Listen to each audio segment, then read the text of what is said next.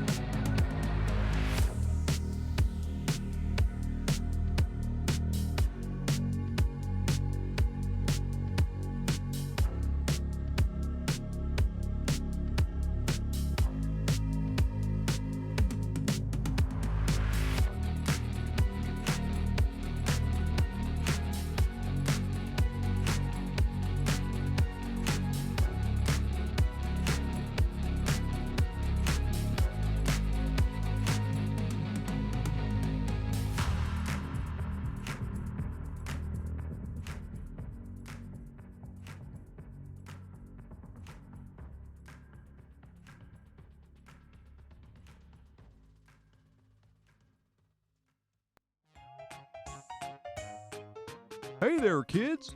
It's me, Oni the Unicorn. And I'm here to tell you that f***ing your dreams ain't cheap. In fact, it costs a ton of cash to do. So that's why me and the Oh No Radio Show need your help. Just go to the website displayed below and hit us up with some cash, yo. $1, $5, $1 million if you have it to spare. Any amount is appreciated. Well, I gotta go because these dreams ain't gonna fuck themselves. See ya!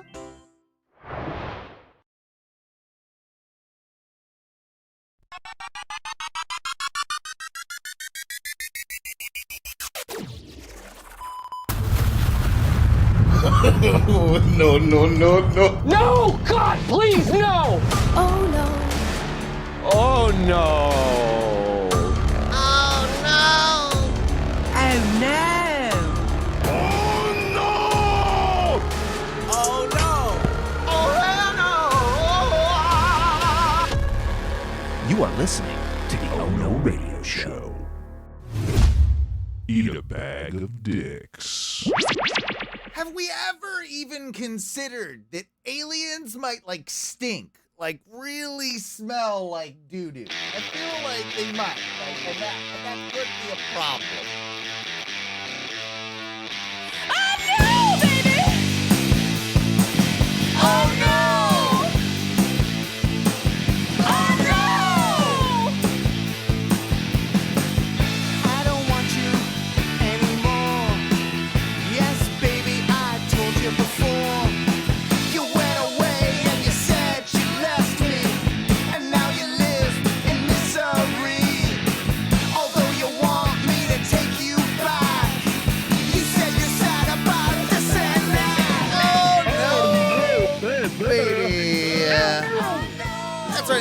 That's right. You are witnessing another edition of the Oh No Radio Show tonight, baby. My name is Owen, and I am the captain of this shit show. Along with me tonight, though, all the way fresh from his mother's birthday, it's my mustached muse, Mikey. How you doing, being the best son in the world, brother? I'm doing the best. I actually took the little bit of time while everybody was talking, and I was like getting ready to leave to be like, "Hey, I'll take the check for me and my wife and my mom. You just bring that one Just- down here." You using that fried vegan money, that fried vegan cash, baby. Yeah, dude. So I got to do that, and I threw her birthday dessert on there too. Oh, wow, look at you. Big ballin' birthday barilli for Mama B. I love it. Which is dumb, honestly, because my brother and sister make way more money than I do. So I don't know why I was even flexing, but I called you Barilli, by the way. I meant to Yeah, call you well, Burlero, of I was course. just gonna let it fly. Let it fly. Yeah. Tom Barilli, though, in fairness, he would not buy birthday dinner for his mom. In fact, he would make her pay for his dinner at her birthday, I think. Like, that's what Mama I've heard. Barilli would be on the hook for the check. Yeah. That's the way it would work. Ty, have you ever paid? By the way, Ty's here. Ty, how are you? Hello. I mean, you're not. I exist. You're here. Yeah, you're Hello. not thrilled with life. I know that, but Yeah, would you yeah, have you it's a world. ever bought your mom a birthday dinner? Why do I feel like this has never happened and that you've never cooked for your mom for dinner, or birthday dinner? You've never bought. I've definitely her. bought plenty of dinners. Definitely have bought you? plenty. Have you bought I- a dinner? Oh yeah. Where at? Where at? Cracker Barrel? Where are you? Yeah, wherever. Okay. You know that bar that him and his whole family tend to go to together. He Nice. picked up the pool tab because they all were playing pool that night. Like that's what he did. It's hard to remember buying an actual birthday dinner, but I've definitely bought dinner for me and the full fam plenty of times. Okay. Do you remember the first time that like you went out and you were like, no, guys, I got it. I got it tonight, and everyone's like, no, you're fucking broke. You couldn't even pay rent last week, so why are you buying everyone dinner? No, I don't remember that because I never do that. I refuse to buy. Owen is definitely the most guilty here for sure. No, I do not buy dinners. I will not. I do not stand for such things. I feel like I feel like, hey, you buy what you eat, you buy what you drink. I will do the same, and then it'll all even out in the end, and we'll split the check. That's how I treat a dinner. You know. I don't gotta pay rent. So, sometimes I feel guilty and I'm just like, hey, fuck it, I'll buy dinner. That's fine. Yeah. Well, that is definitely a positive. I will definitely do that thing where it's like I will covertly like pick up whoever's special, like, try and pick up the birthday boy or girl's tab or stuff like that. No. But I will not 100% will not do that shit where it just they come up and everyone goes, okay, so we're just splitting the bill. Just even Stevens. I'm like, no, you eat shit. No, we're not. No, we're not. I saw how many fucking silly whiskeys you got there, buddy. I saw how many margaritas your lady got. Like, we're not playing this game. I had a sensible, Budweiser, one sensible Budweiser at this meal, and you have never in your life gone out and had just one. Even if you only had one beer, it was not a sensible drink in any bit. You pounded whatever it was. Well, I mean, it's my Budweiser is my Budweiser. You mind your business about what else is going on. It also never really was that like shady on my side because like Mike, you just had like 9 whiskey and Coke. Yeah, you're the one. Eat. Yeah, you're the one. Yeah. You're the one that actually should be. Yeah, it's probably beneficial if you split the check with these people. Like it's at the end of the day, like it probably. I only want them to split the check so it looks like everybody had a whiskey and Coke, not just I had every single whiskey and Coke on the bill. I like to do the move where I, just right before I can feel it, plates get cleared. I like to get up, maybe use the bathroom, have a smoke. Oh yeah, like the moment. I like the good old, the slip out. That's always. They're like. And who had like the junior burger and 5 Budweisers? Like, and they'll be like, everyone's just like, no, nobody here had that. No. But there was a guy here, wasn't there? And everyone's like, no, I don't know. Nah, probably not. I mean, it happens sometimes. Sometimes you get lucky, and then you don't have to pay anything, and then you just like, here's like a $10 tip, and then you go and you move about. Hey, thank you, Cheddars. I appreciate it. I appreciate the hospitality. It was a good. Dude, I think I might have said this before. Maybe not here though. But we used to have a buddy when we would all go out. He would never eat anything, but he would only ever come out with us when we go to restaurants where it's like they'd bring out free bread. Or it's like Cracker Barrel. They bring out biscuits, and this dude would order water and just eat anything free that they would bring to the fucking table. So he's gonna be Cheddar Bay biscuits.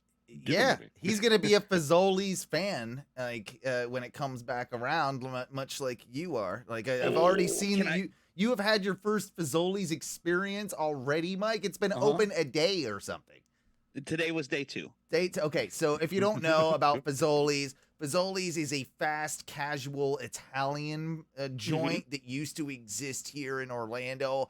I'm assuming that it never went out of business in other markets. It just went out of business. I think overall, Fazoli's took a hit across the country, like up here. But they must have stayed open as like they must have stayed open as a business, right? Like for them to now. It never stopped. It never stopped. It definitely died for a while. Right. So, all right. First off, do they have them in Wisconsin or like currently? There was a Fazoli's here growing up, but it did close. It's like a car wash now. It definitely went away. Sure. Mike, but really quickly, you're a little loud, Ty, you're a little soft. So if you just don't mind pulling yourself back a little bit, Mike. I gotcha. That'd be helpful. But no, you so it reopened in Orlando what, on Monday or something? Yesterday. Yeah, so Monday Where? So it's on 50 or it's on Colonial right past the Best Buy on Colonial. Okay. It's like Fashion Square. Yeah, real just close right to where around you that used to area. live, real close to where I live. Yeah. It's right. It's like within like 2 or 3 minutes of where I work now.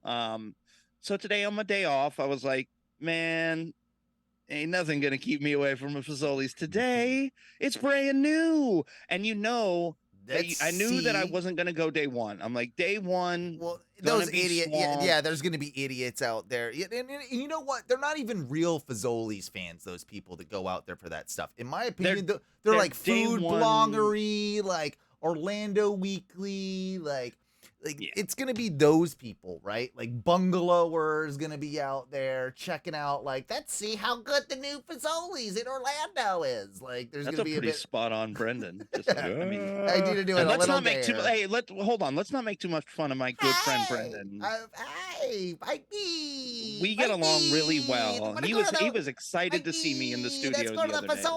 He's a good human. Yeah, he's a nice Brendan's guy. a great dude. I actually never met him in person, but he seems like a nice guy. Oh, he's a sweetheart. But anyways, I knew I wasn't going day 1. That was a dumb idea because you're right. It was going to be all the influencers, everybody who's trying to get first crack on content about Fazoli's. Day 2 had to be busy. Don't get me wrong. Okay, I'm not. Yeah, and I'll be honest. I still waited about 15 minutes to get through the drive-through, and And I will tell you, I thought about going in. I thought about parking and just going in myself.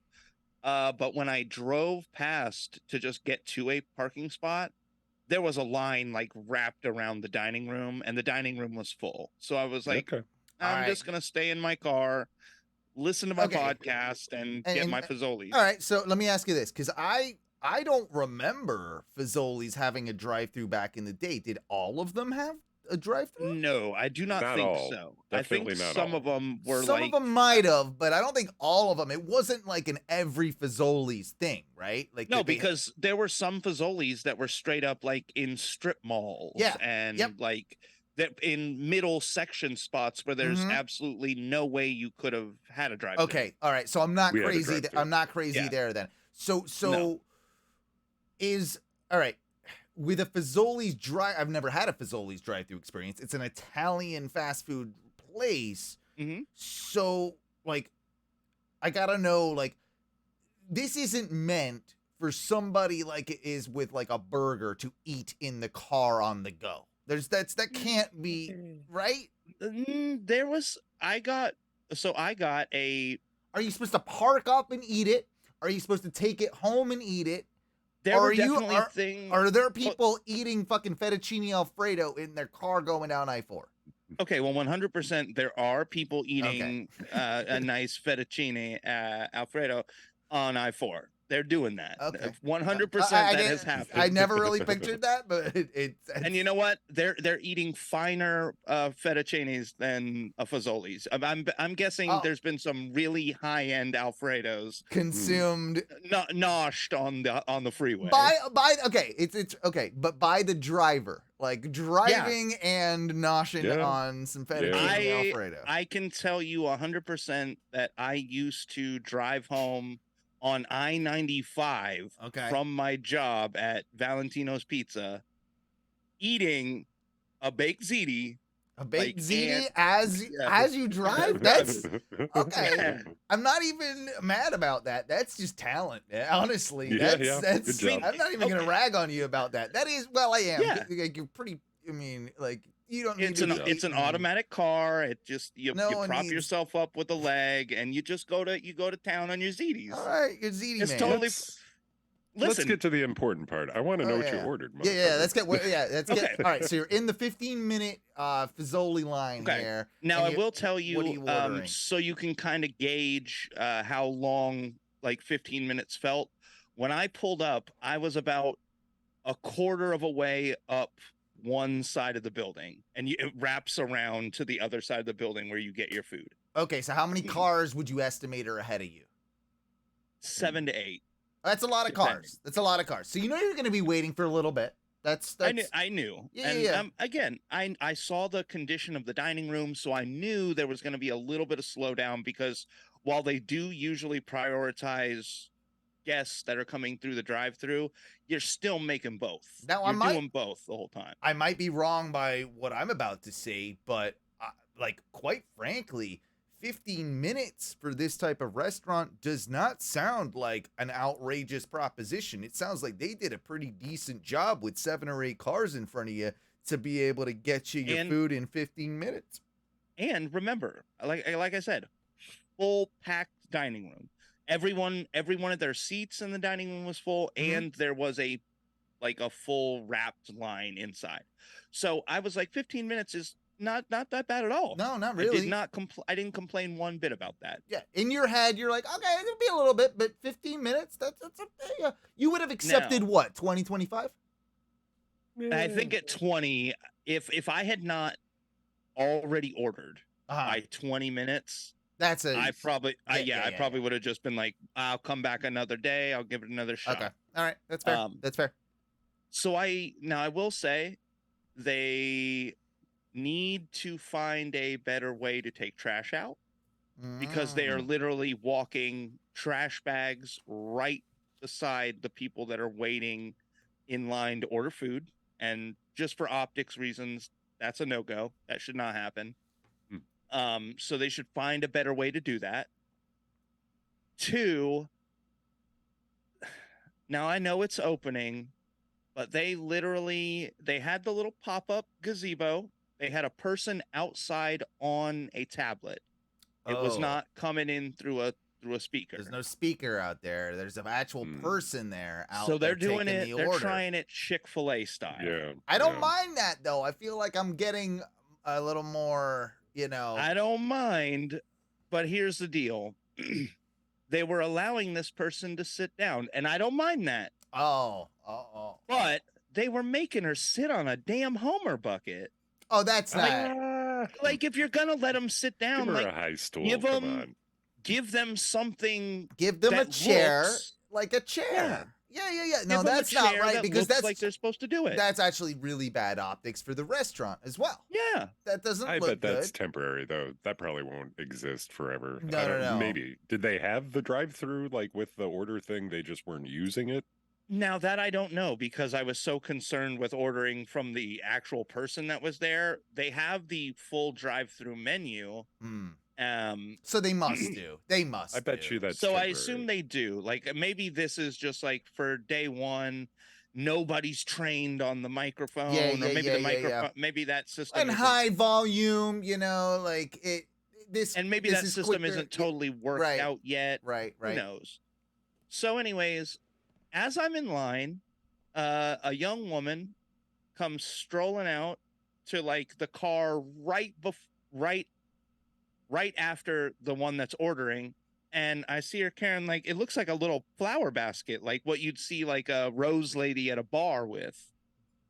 Only it's just full of breadsticks. Goddamn right. Wait a minute. And I see her hand like some breadsticks through a window, and then she comes to me, or she comes to the car in front of me. Breadsticks.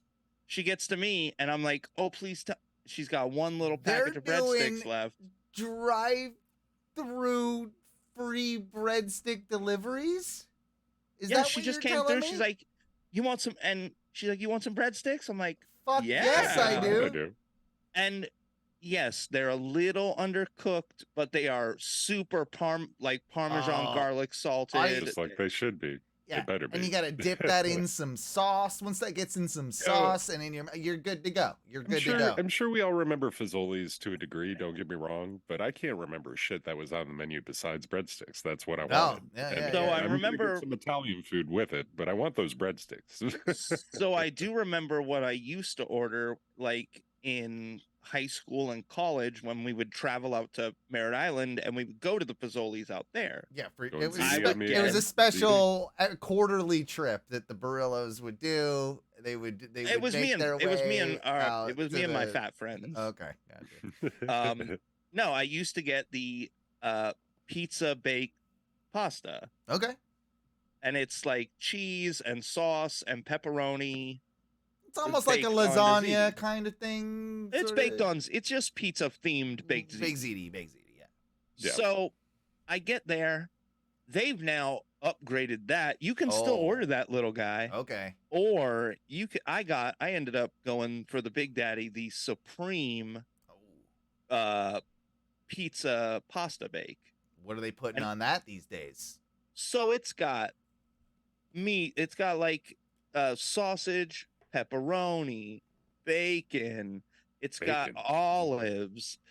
I thought it was green and red peppers. No, it's Italian giardiniera that they've just tossed on that bee, and then it's covered up in cheese, and they bake that. They must have like a real quick like convection pass through oven that they just set it on there and it rolls through in like 1 minute, and it's all Are the to-go's still in the little tin tray? Yep, it looks like a tin like you would get like at a Chipotle, the same size about that. And but it's not the circular, it's like it's an ovular. That's what I remember. Like, all right, I got you. Yeah. Okay, hear me out on this. When Fazoli's died in the area and probably was close to bankruptcy but stayed alive, since then there's been a lot of like huge technological advancements, right? Now we probably like in convection oven technology, in ways that they can prepare this food. Maybe we all need to give this a second shot, because maybe now they can fire that Italian food through real quick, right? Like you're not waiting on it as long. It's not sitting on heat racks, perhaps like they used to back in the day. Now, maybe it's more efficient. Maybe they've learned. Maybe Fazoli's is something that we need to all keep an eye on. So now I will say, when I got to the window, I looked inside. There was easily 15 people within my small cone of vision. Like 15 people. I'm talking elbow to elbow, like people working on an aisle where you got people like pretty much butt to butt, like working food. And I'm like, dude, you're crowding all these people. You need fewer people. Oh, you're going to say you need fewer people, which is rare for a restaurant. Wow, too many people. There's too many. There were people, and I could see it on their face. And this is the problem with doing. I'm sure you do it wherever you go to see shows and tie. I'm sure anytime you see a call center, you're like, oh, I could take calls better than that. It's more about shows. I know, not the call center. More about shows. I know I could have easily gone jib operation, but I decided to go call center. But it's like I can see on the faces of some of these people that they're just like Right. They're Once not again, really I think that's doing temporary, right? Yeah, That's not that's going to be see, the I day was to day. This I is the mass rush. I was gonna agree with Ty there, and it's also like all their new trainees. They've had everyone come, everybody like all hands I on deck know, for but the first 2-3 days. Once it dies down, they're gonna all like half of that amount of people are gonna be there per day, right? maybe it's just because I just opened a restaurant Right, and right. we did it with like 6 2 people. people, like, And yeah, I mean, I'm not saying that I'm super great, but Mm, I'm super I'm very good. good at my job. fair. But no, what I will say about Fazoli's, I think once the like slam rush of them just being grand opening wears off, it will be a solid place to get a quick Italian bite. My pizza bake, I will give it like a 7.5 out of 10. That's pretty high. That's pretty it was- high. It was tasty, but some of the pasta was a little overcooked. The mozzarella sticks were like a 6.5 out of 10, only because I assume they just made a bunch of them Yeah. and they're all sitting in a bin. Yeah, Because yeah. some of mine were like real hot fresh, and I got a couple that you could tell were probably last batch. Yeah, they mixed them in, and they yeah. Breadsticks, again, I think it was just because they were just straight pumping them out. They could have let them cook just a little bit longer, but they were seasoned adequately, and that was all very good. So overall, my first Fazoli's trip, since they're now opening, I'm gonna give it an 8. That's solid. Right. That's It's an 8. solid. That's really. Did you ever make the pilgrimage out to wherever the fuck the one was in Claremont? Was it Polk County? Where the fuck was it? Was it Claremont? I think thought it was further away. I think someone said there was one in Claremont that has been open for a few years now. I could have swore it was further away. There's one that never closed, and it was like Lakeland or something. No, like that. I think Oh, that it was just living on its own. Yeah, I think it wasn't Claremont. Claremont was, I think, the last one to be alive in or like the Orlando area, and then there might have been something way outside the city, but I don't think there was much Fazoli's going on in the central Orlando area type thing. Or I'm pretty sure it was Lakemont, and that's a trip. Norm is saying See, it might have been like crazy. a Plant City, Yeah, Fazoli. That sounds possible. That sounds possible. You know what? I think it is like. I did it once, by the way, while I lived there. I had to go. I was like, I need fucking Fazoli's right now, and it was a long trip, but I went. Drove all the way. I think what it is, it's just that like mom and pop Italian food has such a stranglehold on like Italian food game, and the only other place in town is like Olive Garden. There's really, I don't feel like there's a lot of like middle ground as far as like, and then it's too expensive to go to a Carrabba's all the time.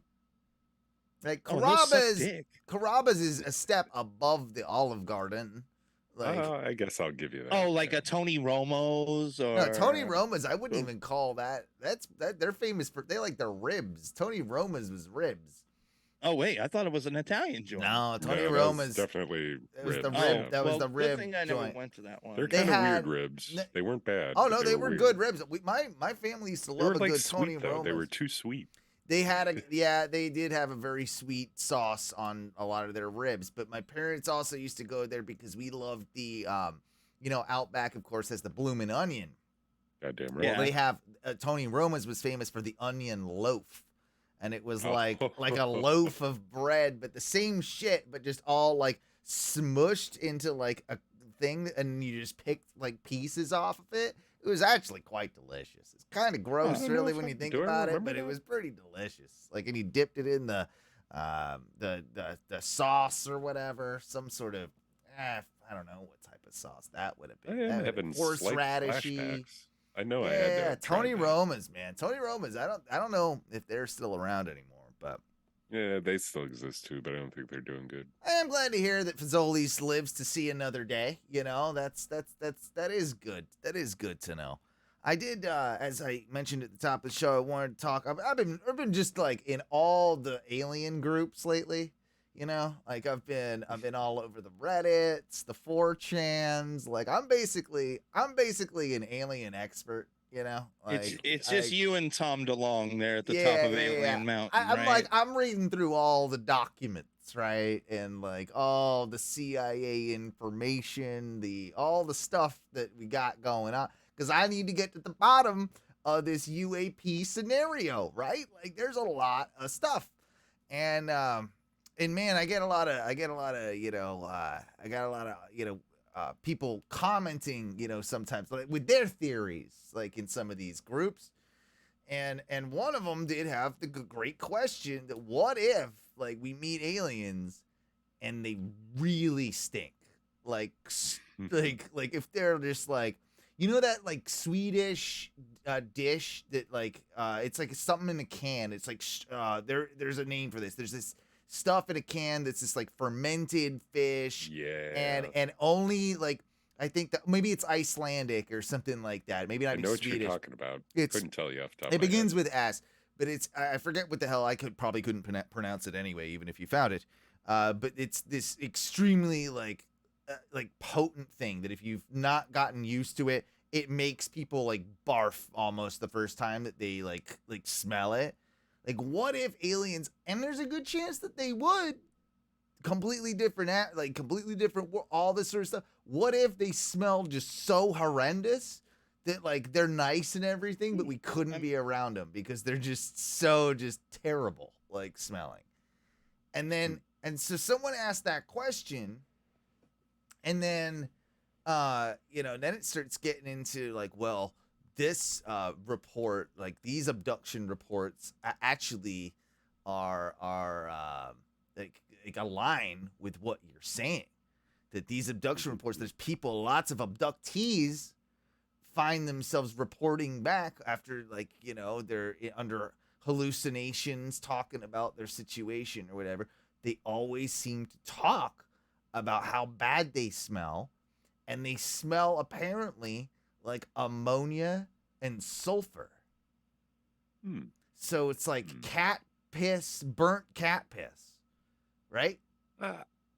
I mean, I am willing to say there's a chance they could definitely stink like shit, or burnt fucking ammonia. But I feel like they would. There's also reports that they excrete from their skin, that they don't have buttholes anymore, right? They've evolved to not have buttholes or to have like wieners and like vaginas to pee out of and stuff.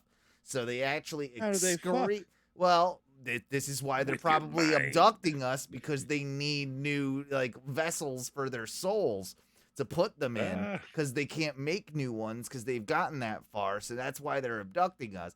And now like they excrete all their doo-doo, and their pee is coming through their skin. What do you think of that? What do you think of that, guys? I wish I could pee through my skin. Bro, I'd be pissing all day. It would. I mean, it would make life a little more convenient. I don't. Yeah, and if everybody just pissed through their skin, Right? we'd all have. It'd be like shower stations all over the place. Yeah, well, this is what the aliens are doing. They're peeing through their skin. So I mean, so what? Pooping. I can pee through. You think you're cool because you don't have a butthole and you have a flying saucer? Get bent. Get bent. I'm tired, bro. Either show up and tell us that you're here, or get the fuck out of here, dude. Maybe that's why they probe so much. They're like, "What's this butthole about? I gotta check it out." Yeah, because they're not stuff in there. They're not used to it. They don't know what it's for. They're What like, is we this just butthole do?" just doo through our skin. Like we go, like, what if it comes out your eyes? Like goes. I'm gonna be really sad if my tear ducts also become mini buttholes. I'm not white. I mean, you already got. I guess it makes sense because you already gotta like wipe your tears away. Is your wipe eye your butt eyes? Well, your eye is.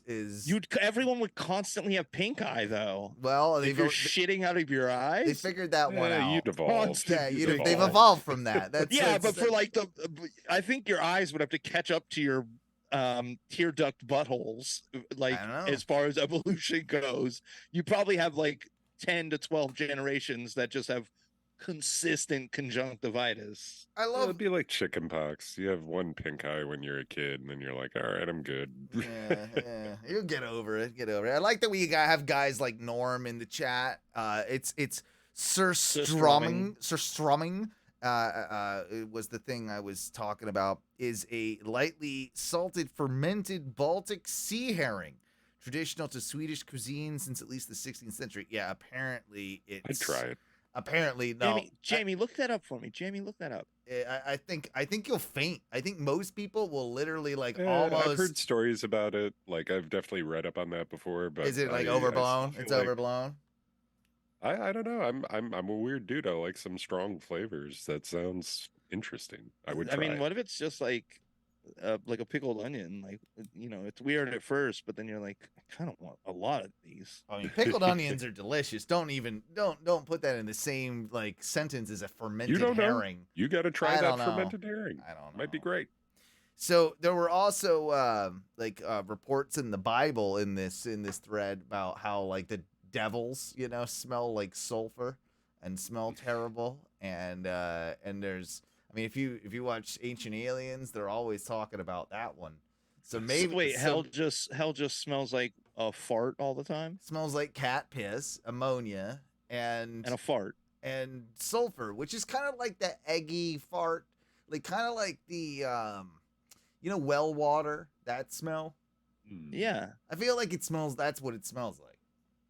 I think if So you it's have like- sulfury well water, you need to kind of Oh, get a better filter. I remember going to spending nights at my friend's house. That water was terrible. Like, yeah, it's You gotta have like a water fucking what do they call it? Water softener. no Yeah. well water in general. Anytime I've had it has been.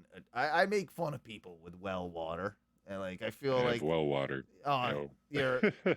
I bet you smell. I bet you smell awful. I bet you don't. Like I said, there's a softener. It goes through a thing. They treat it. No. You don't know. You've been there too long. You don't know. You don't know anymore. You I don't know the realize difference. how It bad doesn't. is. It doesn't smell, but like it's definitely harder water. You notice like Yeah. when you wash your hair and shit like that. I like a good soft water. I like Nice, soft gentle, Like a good velvety water. Yeah. My mom used to always say when we went to Wales, they have really good water in Wales because it comes off the mountains, right? It's Yeah. like beautiful, beautiful water that comes off the mountains in Wales, but it's also very soft. And when you get that, and she's like, you don't need as much shampoo or soap when you have like that when The you're soft in that water. soft water. And she's right. I tell you what. Yeah, though, and then you muck it just- up with all your fucking filth. Yeah, well, it's good water. You can drink it right out of the tap too. Do you drink water out of the tap, you guys? No, Nah, not anymore. I used to. I used to. I don't drink. No, I don't. got a do it. Brita now. I got one of those filtered water No, jugs. I got a water cooler now.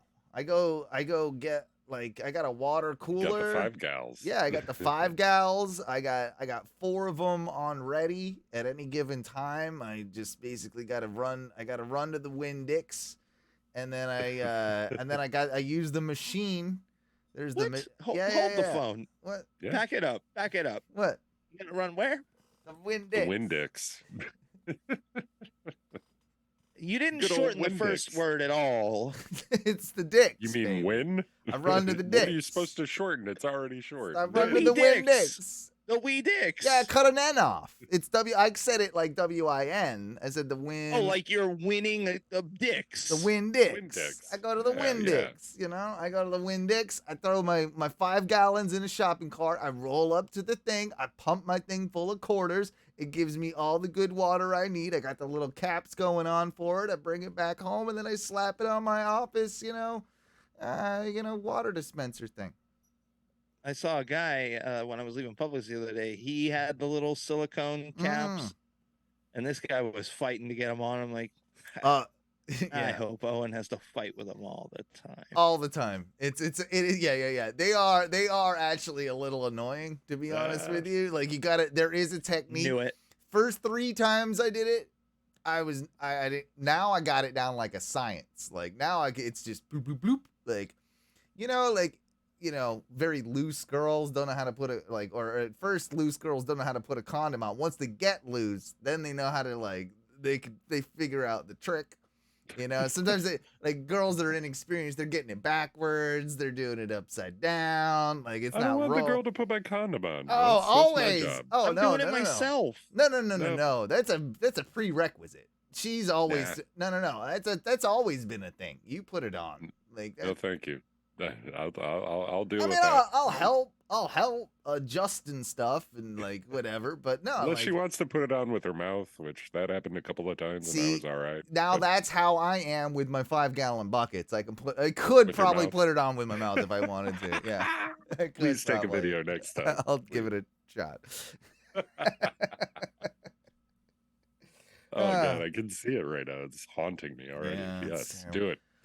So I was at the factory the other day, and I see a very large variety of people from all over the place, all over the world.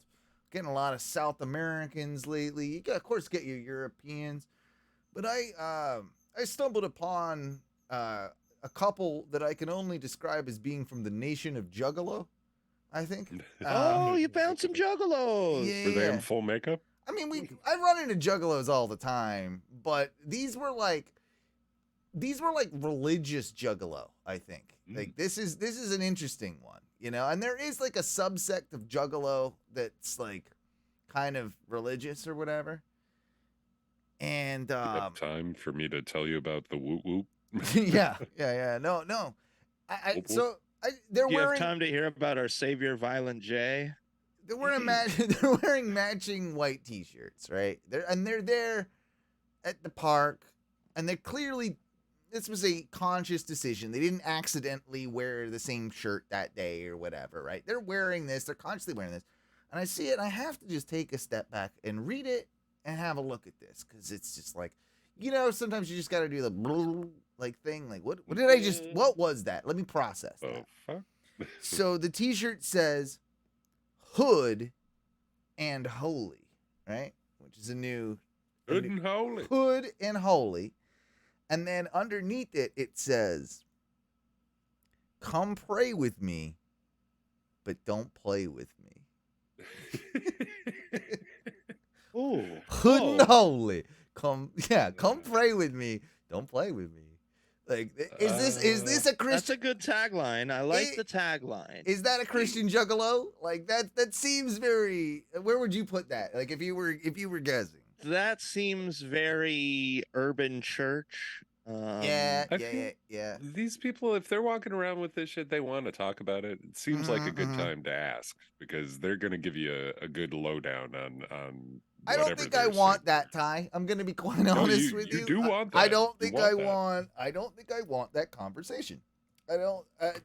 It's probably going to be way too long for my 15-minute break. There's that. Are they in the smoking area? Because that's no. They're not. They're I can't be around the guests and do the smoking. You can't do that anymore. That's a no. So they have a smoke. They have one or two. They got rid of. There's one in each park now. It's one. Yep, there's in one the in whole park? each. Yeah, one in the whole one park. public smoking area. That is correct. One in City Walk or what? Well, the other. You catch me. If I was working out there, I'd be chain smoking everywhere. Oh yeah. Well, it's not strictly enforced, but as far as those areas go, they've really cut down on that type of thing, Fair. So it's kind of why I've been vaping a lot more now too, because it's just not as convenient for me to go analog as it is digital, as I like to call it. But it is what it is. So yeah, no, Hood and Holy, come pray with me, but don't play with me. It is a. Are you looking it up there, buddy? Or I'm trying to find a design, but I can't seem to get It sort of looked affliction-y too. Excuse me. It was very. It was Hood. Okay. It was Hood meets affliction, if that makes sense. I found a lot of Okay, maybe this is it. It's Hood and Holy Apparel. Mm. Um, I feel like it could be from New Jersey. It did. They had New Jersey vibes on them. You know. No, nothing coming up with that. I'm not finding. Yeah, it's not giving me what I want. I'm Hmm. getting a lot of half hood, half holy. That means pray with me, don't play with me. But there's oh wait. No, that's not really. There's a lot of just like I, I feel like you can kind of type in any tagline into the internet now and it'll just give you a shirt Yeah. because some Yeah. AI is just automatically generating. Yeah. Oh, you want to buy this for $28 and $10 Yeah. shipping? Like, yeah, they'll make you anything via EI. Yeah, you're right. That's probably what's happened. But you can literally buy that slogan that you're talking about. And I've seen what you're talking about, which is like the Ed Hardy affliction-y stuff. Yeah. I've seen it that it would work on like little like mousy church girls. Like I've seen it also like. Okay, so it was like Ed Hardy meets Juggalo meets Wu-Tang. Like that was like the design, if you know what I mean. Like it had that design. whoa, yeah, there's a lot of weird. Maybe this guy came up with it. Maybe that's Dude, I don't know, man. Like if you look at this rabbit hole of like pseudo Christian like affliction clothing, there's some real cringy like yeah. If I saw you wearing this kind of shit, I'd be like, what do you who are you in regular life? I want to know what you do. I want to know something I've been like thinking about for the last couple days because I saw an old clip of him. I want to know what the hell Chuck Norris is doing. Yeah, Old Norris? What happened to good old Didn't Chuck? he get super Republican? I feel like he got very Republican. Yeah, but then he did that. I think he did that in the 90s, man. I think he was that at least in the early 2000s. Like what's Isn't he still whooping ass? like I'm how pretty sure old he's- how old is he now? First off, he's got to be old as shit. So basically 71. what happened, he was born in 1940, so he's like 80, Oh God. 83. Oh, okay, so he's old. So I guess Chuck Norris's wife got sick, and I guess he stepped away from Hollywood to kind of take care of his wife, and that was earlier this year. But he hasn't done shit. What was the last thing he did? I stepped away this year. He stepped away like 10 years ago. Well, let me look up the old. Why isn't he like IMDb. remember how like it was a big deal where like it was the Chuck Norris facts, remember like he got like that was it was one of the first huge internet memes. Like I don't think he properly capitalized on his Chuck Norris facts, memedom. Like he should have showed up and cameoed in a couple movies doing Chuck Norris stuff, right?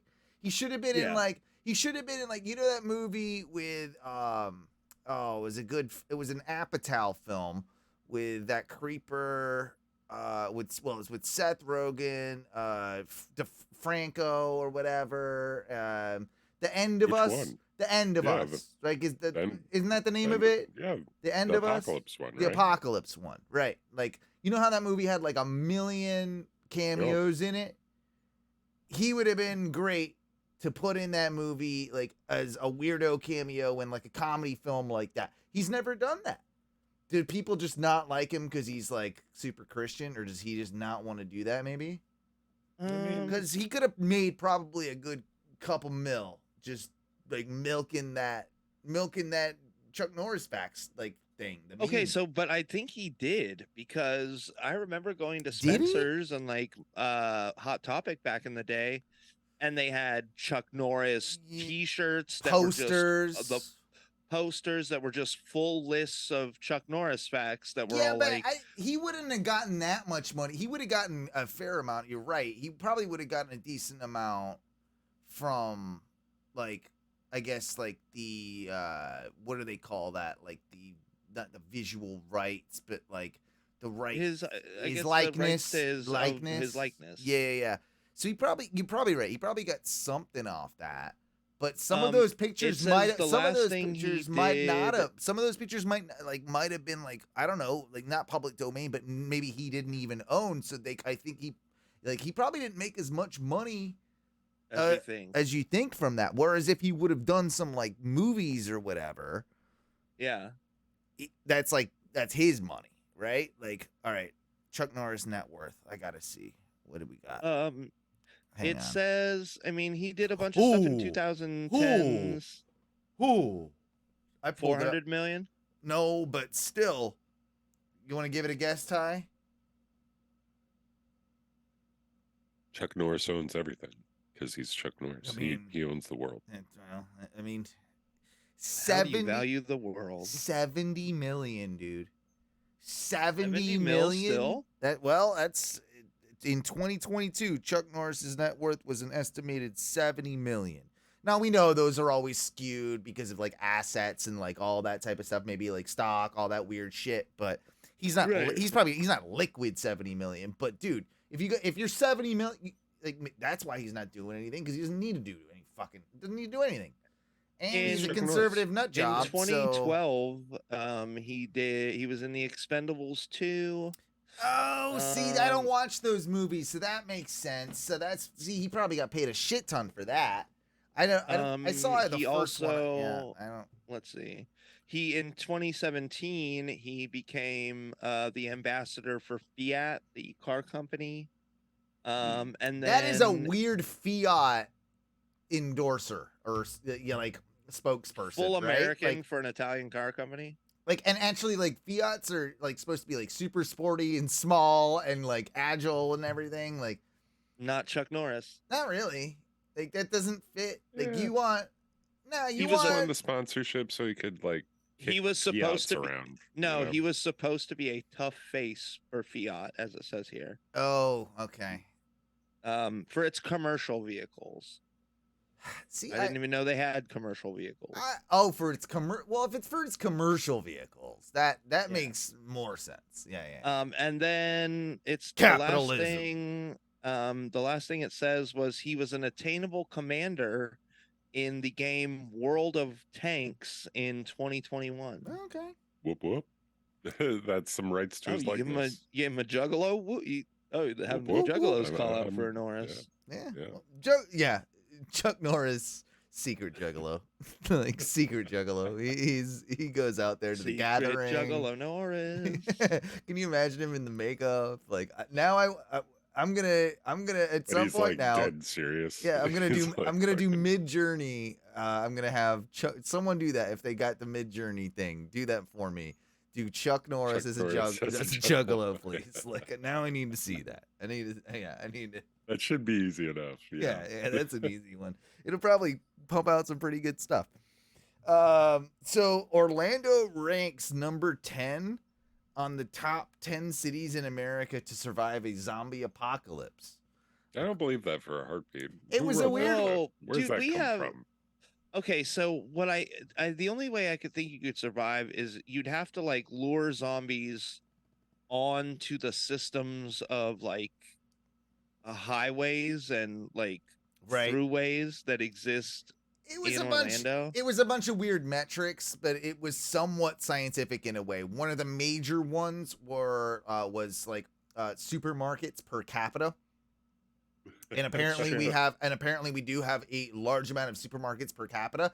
It also, like, you know how we always complain about Orlando not being a very good walking city, not being a very good navigational or navigable city. It actually If you're goes not in a car. It actually goes in our favor that zombies would have a problem with that too. And weirdly enough, though, Miami ranks higher than us. So I think isn't it? There's so much water around it. maybe, Maybe that I place, don't know yeah. what to say about either of these. I don't like these metrics. I don't Yeah, know. I want to know what the metrics are. Let me see if I honestly. can pull it up. It was only Because, a day or so ago. I Zombie think I'll probably apocalypse. find it. I don't care if they're walking around like zombies. I mean, yeah, you can hit them, but somebody's going to crash. Then it's going to be backed up. Then zombies are going to eat you. There's no way around it. I do feel like we have a fair amount of like high-rise buildings that all you'd have to do is like, level out a couple floors, and you could live on the All right, higher I floors. got it for you. I got Then- it for you here. Then you're fucked. You're stuck on that high floor. So- There's no way in and out. So you want to Well, guess? I mean, eventually you work your way down to the bottom. Do you want to guess what the number one city was?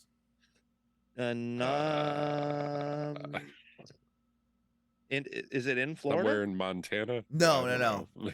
This is for all the United States. It's not in Florida.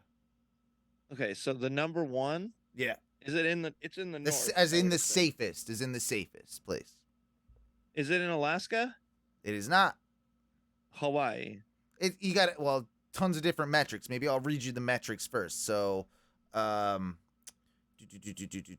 we've got a mobility rank, protection rank, supplies rank, hideout rank, vulnerability rank. Those are what they're judging this on. So, vulnerability, hideouts, supplies, protection, and mobility. Number one. Somewhere in Texas. Very, very good, Mikey. Is it Austin or Dallas?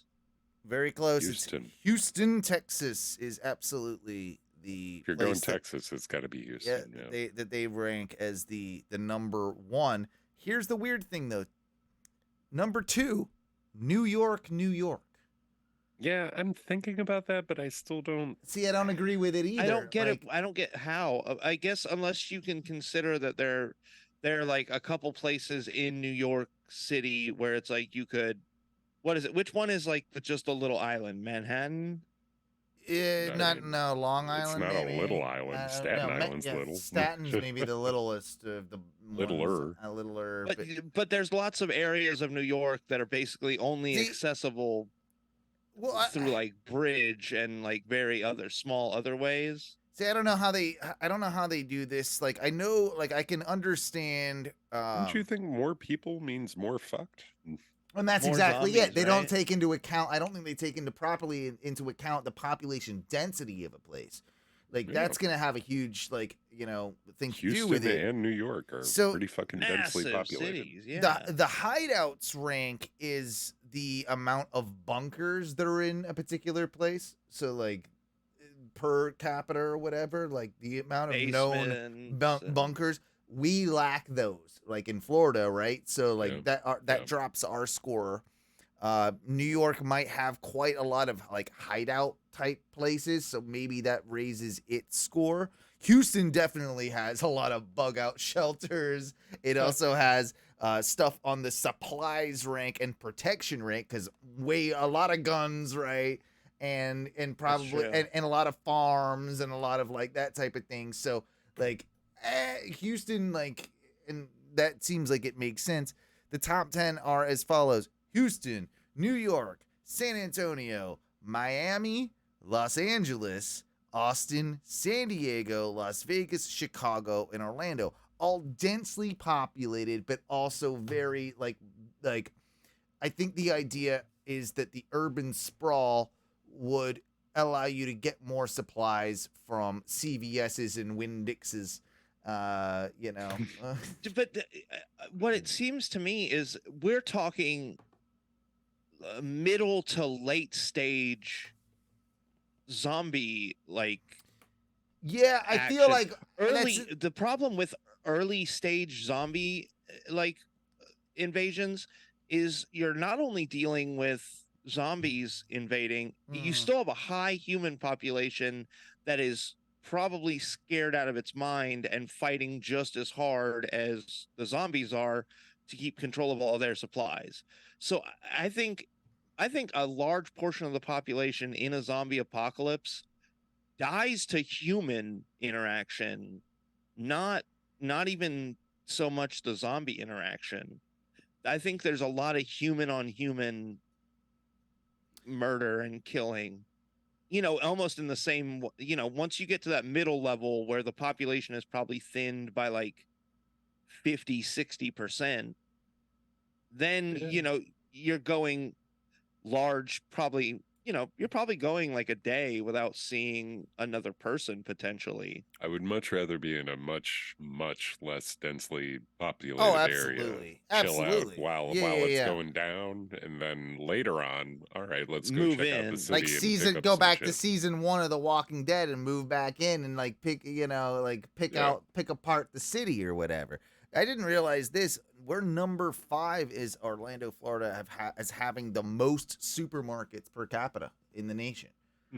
Really? Yeah. And that was like a wow. Like, and a lot of what the statistics are going off of is kind of that. I mean, but like only so much food is non-perishable. Non-perishable, yeah. Yeah, like you're gonna lose a fuck ton of that food right away. And then it depends on how long the power stays. Like if power shuts off day 2, if they're like, okay, Orlando's overrun, cut power because we obviously aren't going to power this city. So once power goes off in Orlando, most non-perishable food is gone by the end of the week. Here's a weird one. No, that's the perishable. Oh, yeah, the non-perishable is still there. Yeah, most of the perishable food is gone by the end of the week. And I would assume most of the non-perishable food by the end of the week has been salvaged. Yeah. And now I would assume it becomes I'm taking all the ramen. Get it off me. It's ramen. It becomes even harder then, because now you have to like go find food stashes, and you probably aren't going to the supermarkets anymore after 2 months in. There's probably no reason to be going back to supermarkets anymore. I would take all the ramen though. I would. Well, I mean, you take all the ramen, you take all the granola canned bars. food, you take anything that's shelf stable or whatever, and like you get all that. But again, that only lasts for so long, right? Like eventually you're gonna have to move out of the city, making new food. Yeah, you have to move out of the city and head out. I mean, make a farm. Yeah, that's what you got to do. But no, man, I'd be on some rooftop making a farm somewhere. Like I'm not leaving the city. I'm going out on a rooftop and starting a farm on a rooftop. I mean, I guess I need more land than that. I need to have some goats. I need to have like I need to. I have everything I need because I have me and my gun. Do you want to guess? The top place or the top 5 in the nation of homes with bunkers? Top 5 homes cities with bunkers? Yeah, top 5 cities that have homes with bunkers. Cities? Yeah. Oh boy, it's got to be northern states. Yeah, I mean, I'll give you anything close if you just guess it, but Colorado. No. There's 2 states, by the way, in this with the top 5. Only 2 states. So if you can guess those 2 states, I'll be. Is it a very Dakota? impressed. Not even one of the Dakotas. Those useless. Fucking. You know what? I hope when the zombie apocalypse breaks, they just immediately like one nuke just flies over and lands right on the border of North and South Dakota. That's all we need. Just nuke them both. Yeah, don't need them any. Yeah. Even Nebraska. No, not even Midwest. We're talking Northeast on this. For both states. For both states too. Is it Vermont? Nope. Bunkers? Yeah. Maine? The top 2 states for bunkers. Is DC Northeast? DC would be, yeah. Well, I mean, I would have given it to you if Maryland?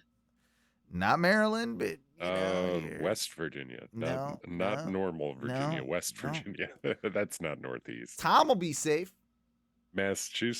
Massachusetts has the top 3. Boston, Worcester, and Springfield, Massachusetts have the most bunkers in homes in the United States.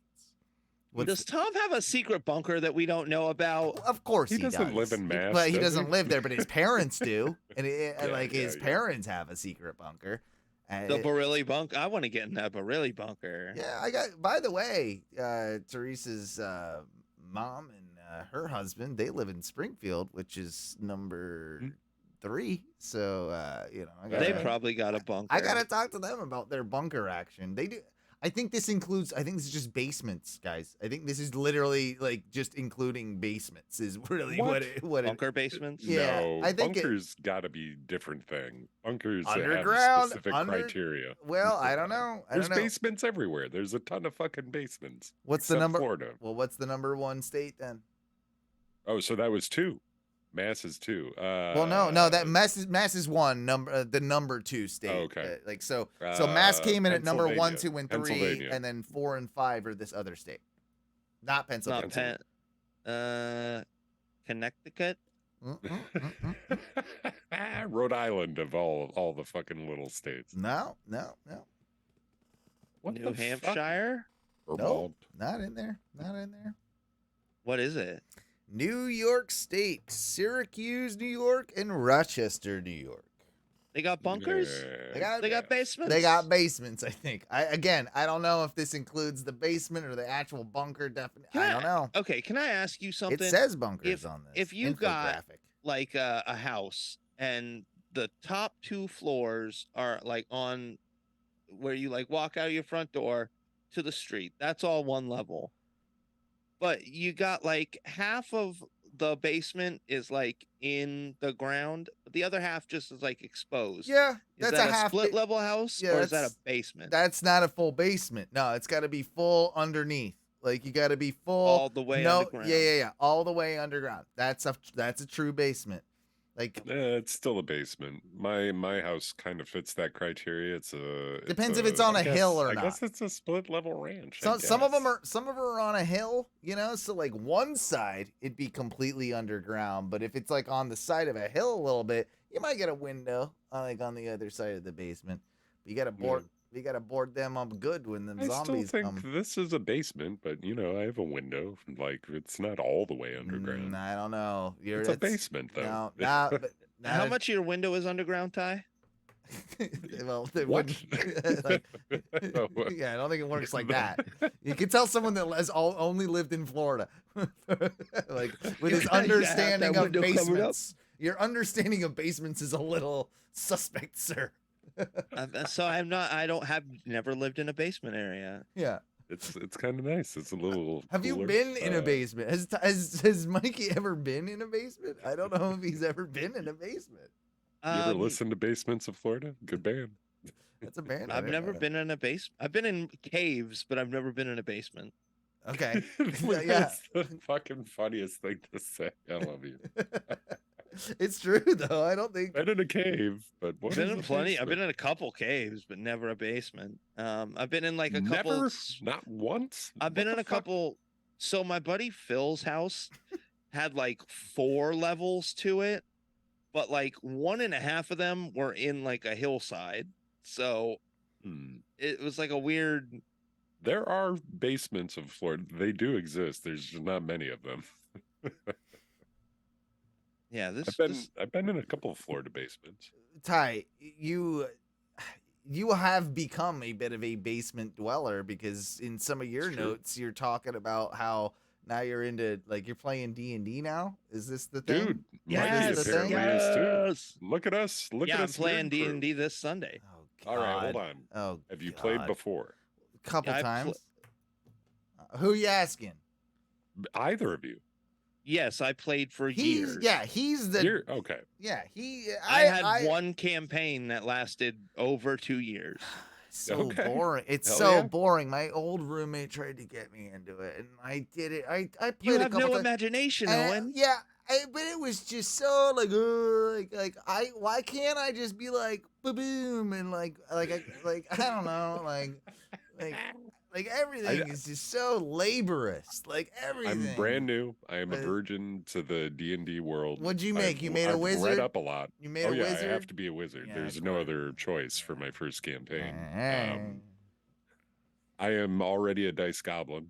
I've bought 4 pairs of mid to high level dice already. And I want more. I've been shopping dice daily. What do you mean? Hear my, What does hear that my mean? dice pouch? Is that wait a minute. here. What? There's that many dice in there? Yeah. Show me a yeah. handful of dice. What is that? Well, a normal set is 7. What? All right, here's my little dice tray with Oh my god, this with is dice so and late. wizards. Oh, I hate this so much. I hate this so much. Oh my. Look at this motherfucker though. What is that? These guys got little floating eyes in them and shit. They're pretty rad. Do you have favorite dice? I do, yeah. Oh god. I'm just starting, Oh, so I don't want to call my favorites yet. These metal bitches are heavy as fuck, and I like them. What'd you spend on your dice, Ty? Right now, between all of them,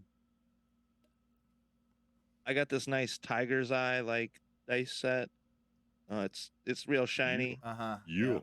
But How much see, do you I think went- you've spent on your dice over the years? What have you spent, both of you, on your dice? Or your die? I'm a baby. I'm a virgin, but I've probably Um, spent a little over $100. You have probably- legal throughout fees to the think years, about, probably Ty. about You the can't. same. But I've bought dice sets that I've given to people who weren't playing new. This is probably 5 different dice sets. But I also went through a stage where just like recently where I was going to GameStops because almost all the GameStops have items that are on sale. So you could get a full dice set for like $2. Okay. Yeah. And like if you go online nowadays, you could spend $30 or $40 like having a person from Etsy like build you a custom dice set, or you could just go on. My bestest friend in the whole world, like since we were kids, like best friend, like he'll always be my family best friend. He's gonna make me a sweet set, but I'm not gonna rush that. That can happen whenever it happens. You're having people make you. You're die? goddamn right. Yes, I am a dice goblin already, and I haven't even started dude, playing. it's easy. It's so easy because So like, you haven't go to even played a any- game yet? You haven't even played a No. game yet? Game 0 is Saturday, motherfucker. I'm so excited about it. Are you and you're gonna? So how do you start this? Do you have to go like already with your? You know you're gonna be a wizard, but do you have a sheet you got to fill out with like? Are you doing for session 0? Or is it all character creation, or are you going to be delving into the campaign at all? I don't think we're going campaigning yet, but we might. There's going to be a fair amount of backstory. Our DM has How a few long different does this things planned. take? How long does this take? This sounds like it's gonna last forever. I hope it does. I'm excited about it. So my group session 2 is Sunday, and we're playing from 6 to 9. Yeah. The hard part for us is we're all work people, so getting scheduled where we can all do it Yeah, is you hard. should all be working more or doing like something productive, like a podcast or something. You can fuck Like, off. I do that. So Ty, you're playing a wizard? Yeah, man. And I know it's tough to do magic right out the bat, but I don't give a fuck because I want to be a wizard. Wizard's not so bad. You prepare all your spells ahead of time. You can only know so many spells. He's not going to remember any spells, bro. He's going I already have a fair amount. I had to go high elf. I couldn't help it. High elf wizard. I am a high elf. You don't look very elfy to me. I don't know. But he does look pretty high. Yeah. Could be higher. I'm playing a Tiger Folk Luchador. I'm playing Luchador. Yeah, I mean, I'm playing more advanced because, like, I've been you said a playing for word. years. You said a word that I'm familiar with. Hang on, what? Yes. that is not a race, though, is it? Yeah, The it Tiger should Folk. be. Yes. They're Tiger Folk. Well, they're Where's the they're luchador Mexican tigers that jump all around, right? So yeah, I'm playing El Tigre. Okay. I don't. The Tiger Folk okay. Luchador. Okay. All right. once I reach level 3, I'm gonna pick the powerful build for luchadors. Can I stop you right there? You need to go back and watch some Jushin Thunder Liger matches from New Japan Pro Wrestling. He also participated in AAA and CMLL. He was a luchador as well, but on the Japanese persuasion. A Japanese luchador? Yeah. Well, I mean, there's a lot of similarities in their style, but he also wrestled very frequently in Mexico. I think you need to take a look at him. I also think you need to check out Prince Puma, who is now Ricochet. Prince Puma would probably be what I would base your character around. Prince Puma was famous in Lucha Underground. He is now Ricochet in the WWE. He is also named Trevor. He's fantastic, and that's what I go Owen with. had to insert his nerddom into Well, ours. I mean, Okay. if you're That's talking okay. No, luchadors, listen. I wanted to play something that was a little more advanced, because luchadors, while being an entirely melee-based Hand-to-hand? class, there are no weapons Mhm. other than improvised weapons, such as like grabbing chairs, grabbing a good coat solid racks kendo stick, for instance, here and there. Yeah. I excel at improvised weapons. I excel at grappling. And as a luchador, you learn special wrestling moves. I learned the clothesline. That is not a special wrestling move. That is. Hey, he's got to start somewhere. No, what I'm saying is they call them. There's your special wrestling moves, because your regular attacks would just be like punching. Well, you know what you do, Mike? You don't call yours a clothesline. You call it what it really is. It's a lariat. Okay, that's the proper terminology for a clothesline, is a lariat. And if you're not using that proper clothesline, you're never going to get respect as a luchador. I will say it was really hard not to be a lizard folk of some sort. Lariato. Yeah.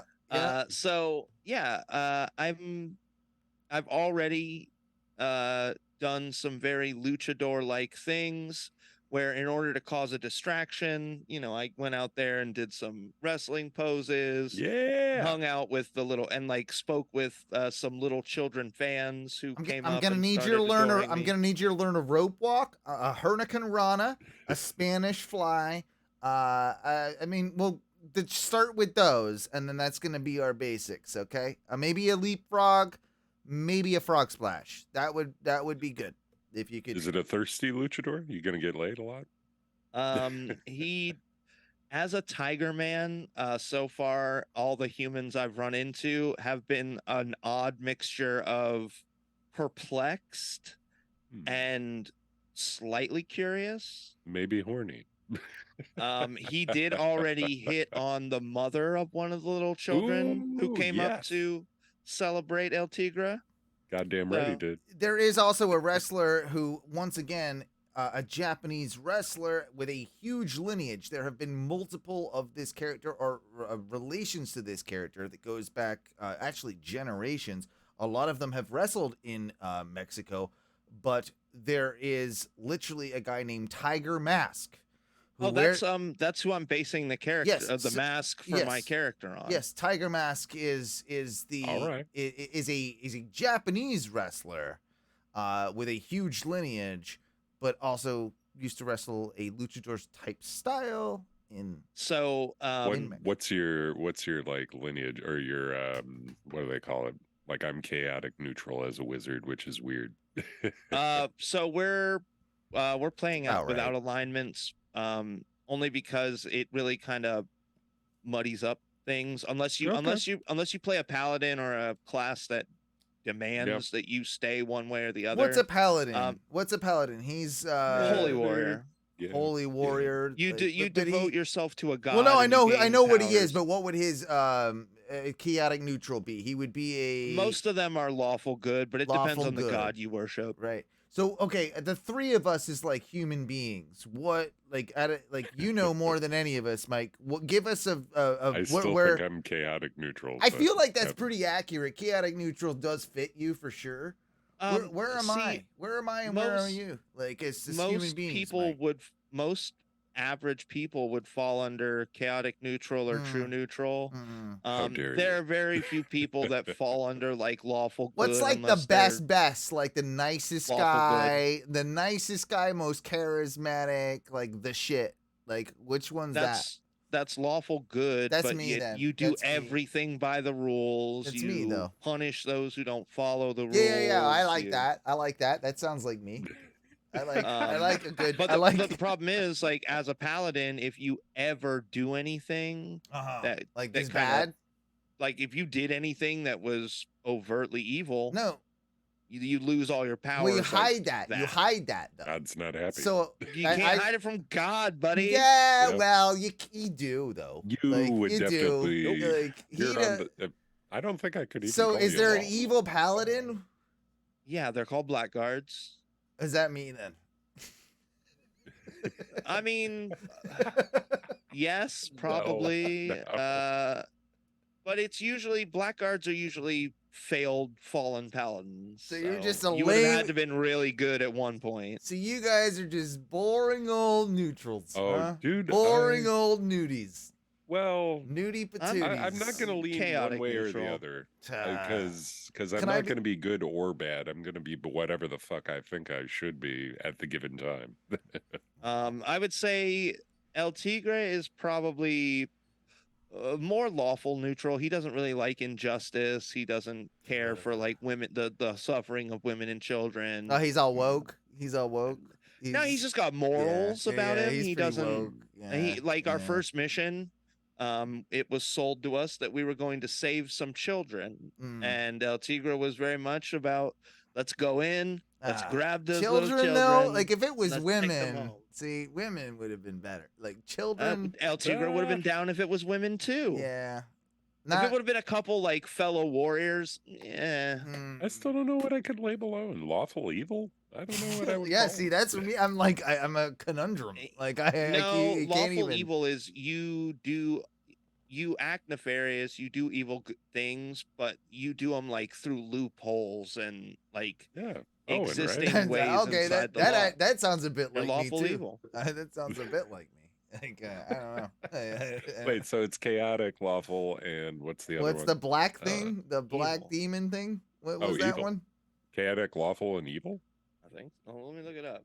You can't be evil or evil good. I should You- be. Can't. Why not? You don't tell me I can't. Why do can't it. I say what the fuck it's called? I just So read all this there's shit. true neutral, lawful neutral, neutral Oh, good. True. Yeah. Yeah, it's true. But they have things like I am- neutral I am evil, actually chaotic pretty- evil, lawful evil. I'm pretty balanced. I'm pretty equal all around. So I think I would just put myself right in the middle and just I'm true neutral with a good, like the best. I don't know, you know. buddy. I don't know. I don't know what character Owen would be best though. Like, Yeah, what just am thinking I? Of, like, What am I? What race? What They'd class probably be a Owen should bard. be. Owen would probably A be like a bard? bard. You're not wrong. What's Bard a- would be good. I feel like I'm kind of elf like, I feel like I got elf qualities. That's just race. We're talking like He'd which be a class. variant human Oh, bard. but those are just the dipshits though that make Nah, he's like a tiefling, maybe. He's got a little demon in him. I can see it. yeah. Well, I mean, no one. I mean, girls I'm just not want gonna to lie, have like fun. my nerddom. Cindy You guys Lauper. know I'll nerd hard when I start nerding. Like right now, I'm freaking out because there's so much I got to decide, and I'm having trouble coming up with like all the details. But I'm so excited. Dude, Ty- you're a necromancer. You're a necromancer. and- I Oh, almost be did cool. it. I almost did it. I was this close to You necromancy. look like the necromancer. Actually, if you were to cut your hair, you would look like the necromancer from Diablo 2. You look like him. I Like, played I a could see that. necromancer in Yeah. Diablo 4. yeah, you are. I feel like you might be a necromancer. So Ty, in my first campaign, we were missing two of the people that were supposed to play. So Mhm. our DM was like, "Hey man, if you and the other guy and me and the other guy had been playing for quite a while, the other two people that were new were the ones that couldn't show up. So we both decided. Our DM offered us the opportunity. He's like, I want you guys to play 2 characters apiece. I mean, that Oh, sounds that sounds like fun, so right? much work. That sounds like It's a lot so of work much work. to keep up. Okay, kind of. so the only thing that was hard was the only way I could in my head make sure that I was like keeping things separate was giving them both voices. Yeah. Yeah. Do you do that I always with every character you make? Do you I like always to. have- It's part of the fun. Like Yeah. so it also helps control what is said as my character and what is said IRL, like me to the okay. table. It's what I do Okay. on That's this one of the other- podcast. that's- It's literally what I've been doing since day one. It's like, Yeah. you know, like I- none of this is me. This Is is it, though? this is a voice. This is a character, right? Like none of it's actually me. Oh, You know? I mean, dude, I don't drink at all outside of what Yeah. I show Yeah. the podcast. No. I'm a super respectable Part of the human. gimmick, like being a jerk and stuff. You know. Like, I was it's driving the whole time, guys. I just, Just you know, Yeah. I just wanted to make it seem like I was a bigger alcoholic, so I decided not to get my license for like 8 years. It's a fun character. we know. We know. Ty Is okay, actually probably I my like the worst idea. character. I like the idea that Ty is like a Wall Street professional. Like he's Yep. he's down like you are down He's there. a hedge fund manager. Yeah. And, like you insurance, like you're in insurance. I can tell. Like you're Oh definitely. man. No. Mikey, he's in insurance. Like he's real Yeah. big in like me. I work down at I work at the Honda dealership. Dude, he's probably like the third best salesman at the Honda. Yeah, I'm pretty dealership, good at what I honestly. do. I'm not gonna lie. Like I can sell a Civic, baby. Like Guys, can I be fair with you? I've never cooked a Never. day in my life. no, your delivery. I see like the bags pile up in your car. And I cook all the time, believe it or not. yeah, I'm a like, wild man. Yeah, you don't even like Taco Bell. Like it's not even a Fuck thing. Taco Bell. Yeah, Who even does that? Yeah, part of the mystique. Part of the mystique of what we do is, you know. Oh, that's what I Playing want a to think. That's what character. I'd like to think. If Ono Radio Show ever just became like a massive success and we all got very rich off of it, Oh, I don't want to change like the image behind me. I would just keep some dumpy wall like No. in our $1 million studio. Yeah. Well, you'd literally take a picture of the wall and you'd hang Yeah. it exactly the way it was hung. Yeah. Yeah. It needs to always be dumpy and it needs to always be the Ono Radio. I would Show. literally I mean, there's drive my Bugatti up to the tiny little room that we keep inside of like the mega hangar, Yeah. and The mega hanger. Yes. yeah, Yes. and I'd have one of the I guess I'd pick a valet and let them drive it. Well, I might be rich. I might be rich soon. Like, I think I'm going all Hollywood now, right? Like, basically, like, I don't know if you're friends with me on Facebook, you've seen that I put together like the greatest performance of an audition video of all time for a corporate podcast. And so now I think I can wear like I can go back. I can be Hollywood Owen now. Like Owen, I have feel a like question. I feel like that's gonna be a thing, like moving forward, because Owen, I I have a don't- question. what? Yeah, make it quick, please. Make it quick.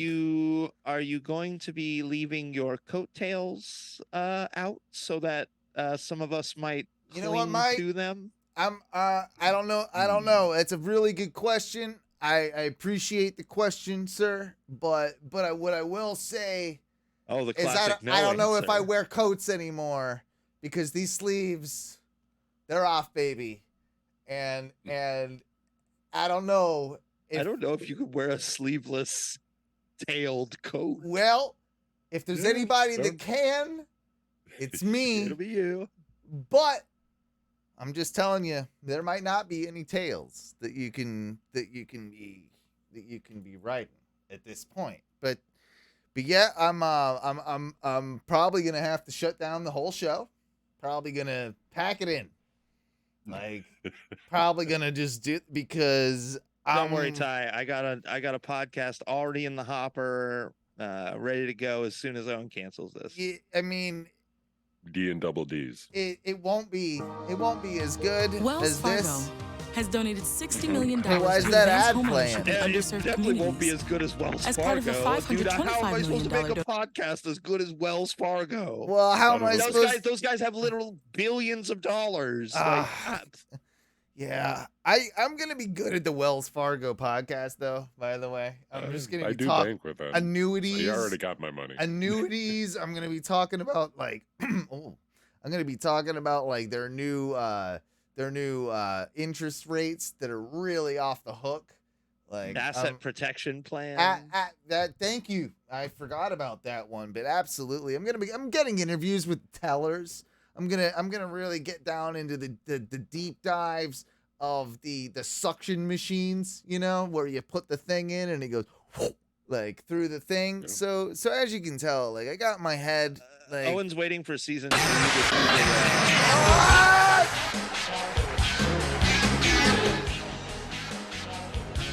See, Yeah, they're definitely gonna let you use that. That's not a copy this written is material. definitely I'm gonna do that, and I'm gonna. What is that, Razor Ramon right there? Is that It's a little New the World NWO? Order, you know, like a little Hollywood Hogan Owen here, baby. Hollywood Hoen? You know I always be Hollywood Hoeing, son. Yeah. Yeah. That's what you got. That's what you got to look forward to. Is the new generation of podcasting. That I'm not a part of. Why would I look forward to that? I'm not a part of the apparent New World Well, Order. because I'm gonna be a millionaire, and then you'll just be there, and you'll be like, Owen, he was great, he deserved it. And Ty's gonna be like, yeah, good job, Owen, he deserved it. That sound. You know what, Ty? I think he nailed exactly what you and I That's sound what like when people are more successful than us. Yeah. I'm so appreciative of them and how hard I they like it. Yeah. I like it. See, that's how like good friends would do that. Speaking of which, it is that time that good friends take a little break for just a minute. Oh. Let's talk about D&D some more. Come on. I'm down. Let's do a whole separate podcast about You guys could do that on my Patreon that makes me extra money on top of the money I make. I'll put you on there if you're lucky. And it's not boring. Don't make it boring, you know? It's going to be great. I can't do that. So yeah, we're going to take a break.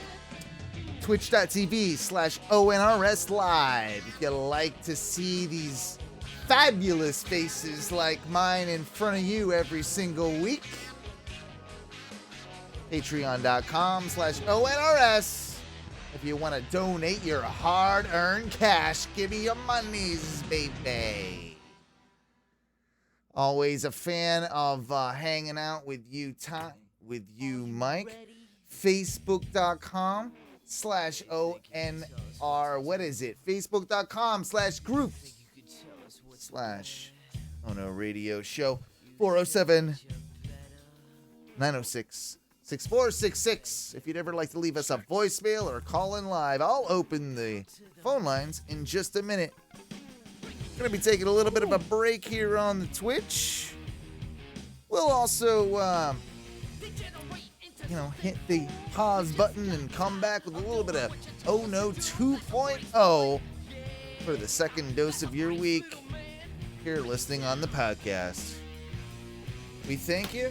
And boys, what do we say when we get out of here for the first segment?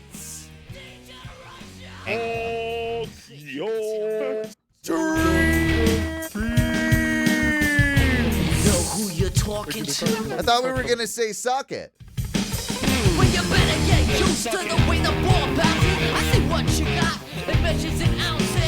But that's a brace, boy. Yeah, that's a brace, little man. Break it down. Degeneration up.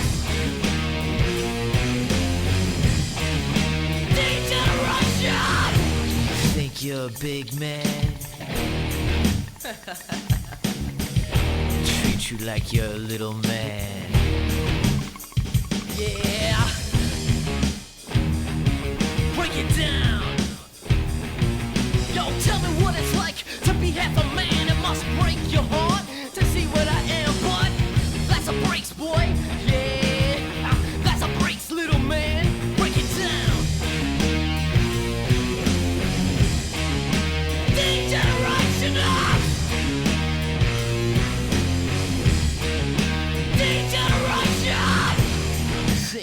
tell me what to do. Know who you're talking to.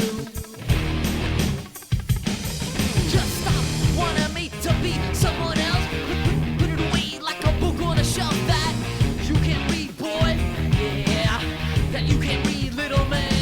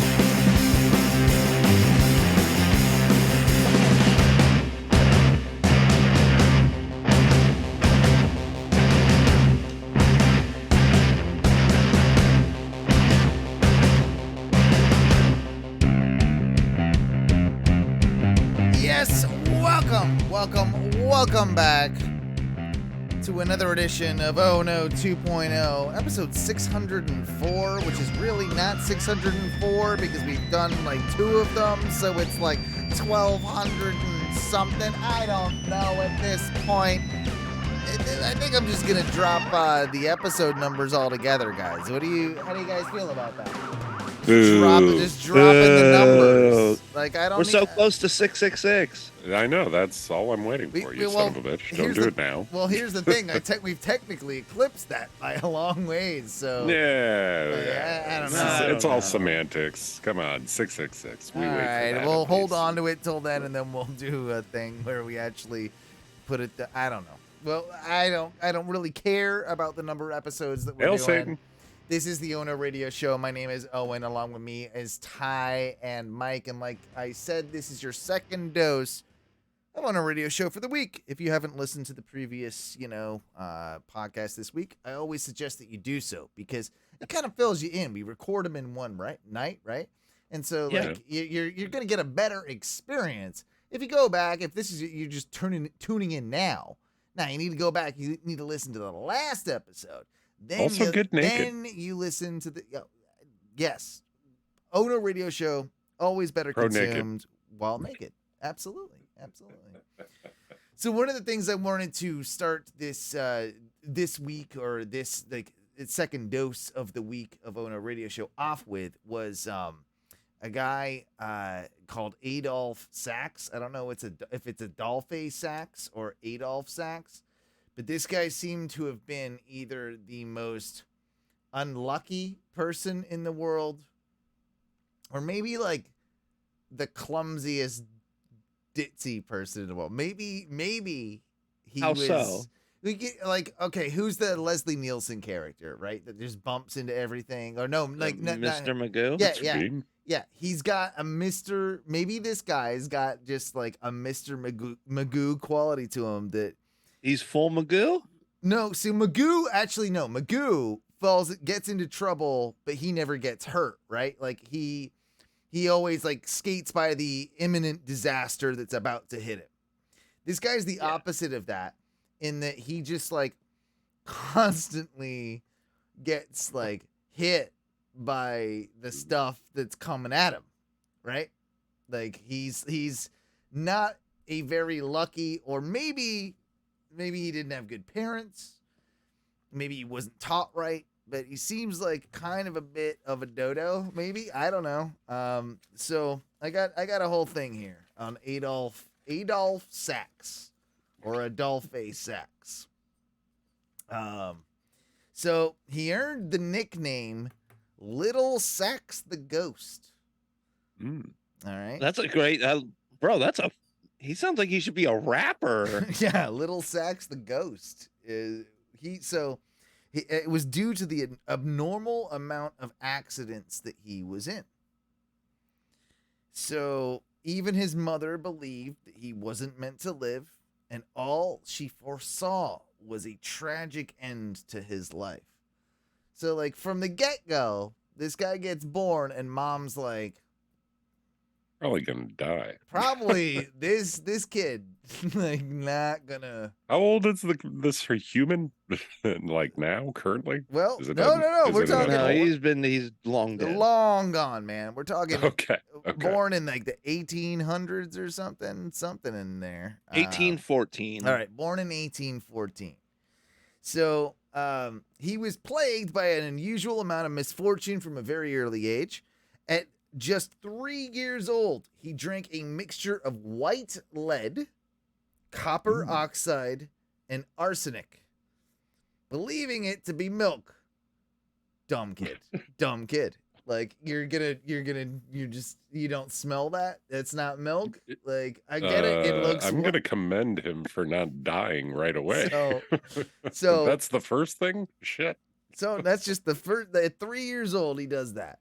A few months later, he fell down 3 flights of concrete stairs and hit his head on a stone below. Both times he was lucky to walk away. So, like, okay. I like him already. I'm in. he's still probably 3 years old, maybe just turned 4, but then he falls down 3 flights of concrete stairs, hits his head on a stone. He then swallowed a very sharp needle that was able to pass without puncturing any vital parts. So he That's pretty good. That's pretty impressive, honestly. Yeah. So that's good. As he got a bit older, he fell onto a red-hot stove and suffered third-degree burns down one side of his body. Pretty tight. So did that. That's not so bad though. That just builds character, really. When he was 10, so all of this happened prior to he was 10. You know, like this is 9 and A below, rambunctious right? child, Yeah, but yeah. I'll give it to him. When he was 10, he fell into a river and barely escaped drowning. When a container of gunpowder... this is the best one. Listen to this. When a container of gunpowder exploded in his father's workshop, he was blown across the room. That's pretty good. I like that one. On several occasions, he nearly died from accidental poisoning and asphyxiation due to sleeping in a room where varnished furniture was drying. Well, An idiot. Once you start doing that, you can't really stop. Well, quality- Plus his parents must have just at some point given up. Yeah. Because if you notice that you're like, hey, Father Sax, where are you putting all that furniture that you've been varnishing nonstop Adolph's room. all day? Adolph's room. He's like, obviously.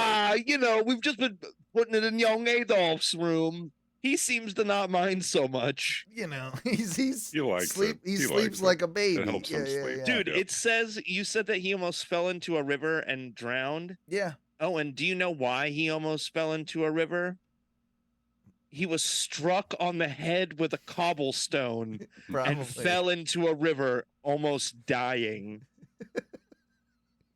I like him. I like him already. His last known brush to death happened when a tile fell from a roof, hitting him in the head and causing him to fall into a coma. That's in there. So there's more to this story too, because this guy goes through like 3 bankruptcies in his life.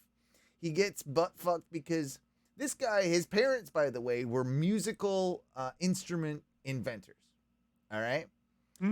And this kid goes on to invent his own musical instrument that people have, like, they were suing him, trying to claim the patent over everything. He's like, nah, dog, that's mine. And that's, Look at my name, dog. Look at my Look name. at my name. He invented the And then motherfucking saxophone. The saxophone? the- The original? The original. Hold on. He was trying to make a series of valved bugles, and he ended up at the saxophone. Yeah. You got any more good facts for me, Mike, about Adolphe or Adolphe Sax? He invented like all the saxophone stuff. I want to know what saxophone came first. Like, was it like a tenor saxophone? Solid like tenor. Goes right in the middle. Yeah. He's probably a little one, actually. He was unsuccessful in trying to make the contrabass clarinet, but he tried. He was the guy who designed like everything from sopranino saxophones to subcontrabass saxophones. Fuck yeah.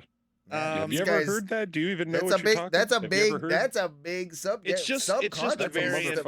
It's just the variant ranges of saxophone, right? Yeah, from like but high playing to low playing. Like a bari sax is the normal like deep sax that you would hear like a funky sound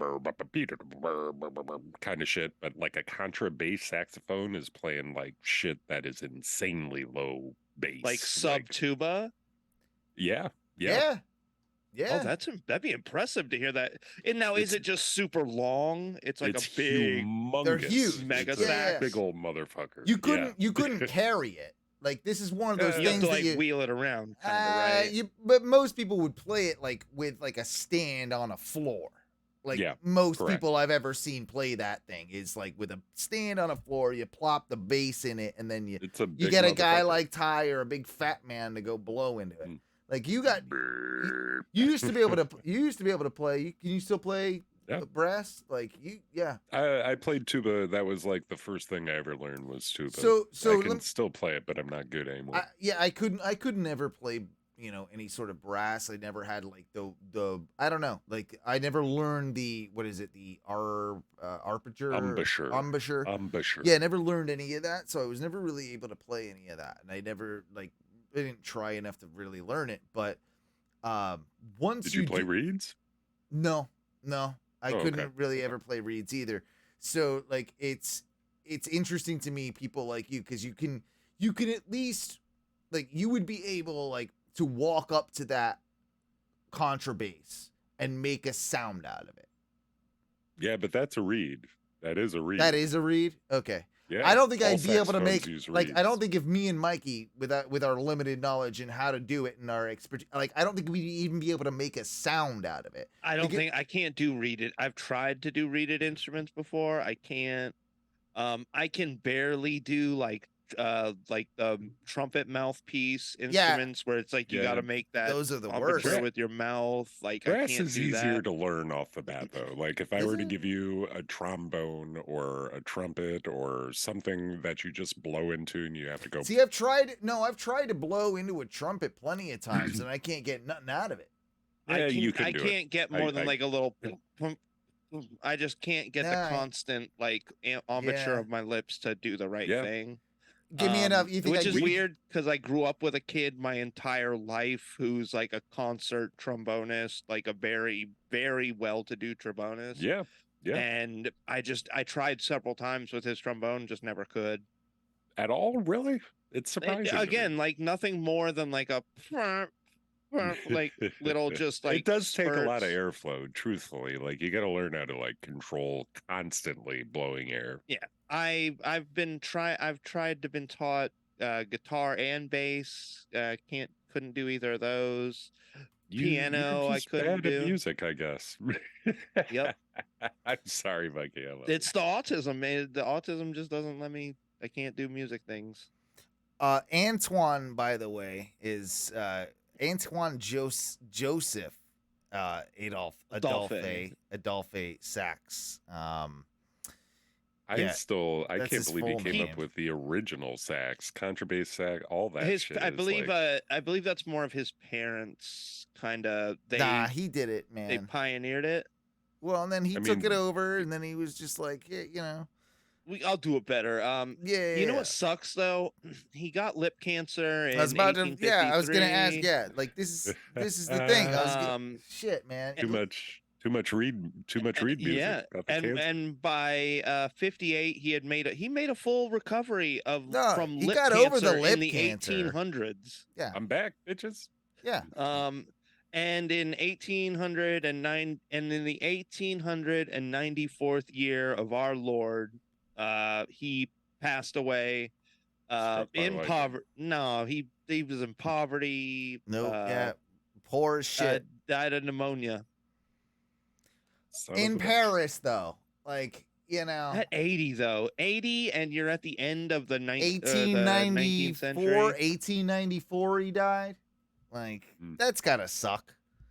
Like, Yeah, if you're 80 at that, Yeah, but at bro, that year, that's like way longer than normal 1894 life in Paris. expectancy. I Yeah, want to die in true. 1994 so I can watch Jerry Springer got pneumonia. I'm in like, what's he doing on his deathbed? Sitting there just sweating, being all miserable in Paris. Smells baguettes coming through the window and piss and BO because Paris. And then The catacombs are still like kind of right. fresh. Like, they're gonna they've put only you been in around there. maybe like 100 years. Yeah, they're gonna. I don't think that history is Yeah, really that's fresh, though. Yeah, It's kind of fresh. a few Or hundred bones. I mean, dude, can you imagine how bad it must have smelled for like the first 5 years in the catacombs? With I don't just, think like, that's how they did it, man. I don't think they put like rotting bodies in there and just let them become bones. I think they took those bones and put them in I'm there. sorry. What's your last name? Butler? Boulay actually comes from the tender of the wine cellar. Oh, okay. Yeah, mine's Berlero. It means so French. Guy from France. Yeah, that's what it means. Mm. Don't tell me about our catacombs, all right? Fair enough. What do you guys know about mycology? Well, The study you're of talking to the right person, the son. study of I don't know, dude. I don't know what we haven't All right. talked about your ecology in a long time. In the last segment, Mycology, yes. the first segment of this week's Ono radio shows, I was talking about spending too much time on the internet and finding all this stuff. Well, I stumbled into another subreddit, and it's the Mycology subreddit, where they talk about mushrooms. All the mushrooms. Both, I mean, Damn right. all the legal, Not just the all psychedelics. All of like them. all the mushrooms, like all the legal. Actually, very, very, very little, very, very tiny little bit is the there's other groups. Hey, those for, are like, that. still forgeable and edible. Yeah. There's still, that's what they're but talking there's about like in that other shit. groups and shit for that. This one is. I think a lot of more- it's probably like the foraging of edible and like medicinal a lot of it. mushrooms. Yes, a lot of it is that. It's a lot of like. Oh, what is this one? Is this safe to eat? Saw it in the woods. Can I, I think this is this. Like, you've heard of chicken of the woods and things like that. I want to get some of that chicken of the wood. I've been wanting to try that so bad. So Goddamn right. It's good. I'm gonna blast open this spot right here. Somehow it happened with my buddy over on Ono Wrestling, Matthew, at the same time. Like, he started seeing all this stuff and started but he took it to the next level. I think he was advanced on me. Like, he started seeing it a couple months before, but now I'm seeing it, right? And so now my buddy Matthew, our buddy Matthew, Ono Wrestling, OnoWrestling.com if you're into that. He is he's got like a full bookshelf or two now full of like mushrooms he's growing. I got a couple mycology books too. And he's no. Bookshelves full of mushrooms he's growing in containers. Oh, He's got corners of his room that are the sun, hitting this. He's done it all. If I know anything about him, he does his research and everything is by the book. He's showing me his first harvest. He's got all these things. He's like, yeah, they taste like they're meaty. They got the umami flavor. Like, I'm umami. Umami. Thank you. Sorry, Yes. I always fuck that one up.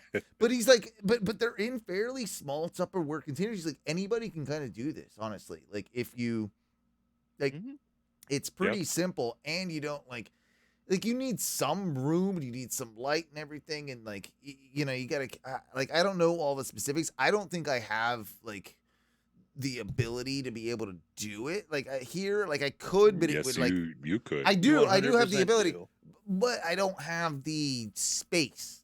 I'd have to clear out a bunch of shit. That's my problem. Oh man, with it's it. almost like you just pulled a gigantic piece of furniture out of your living room that you've got a hole there that you could just stick a shelf to be growing mushrooms.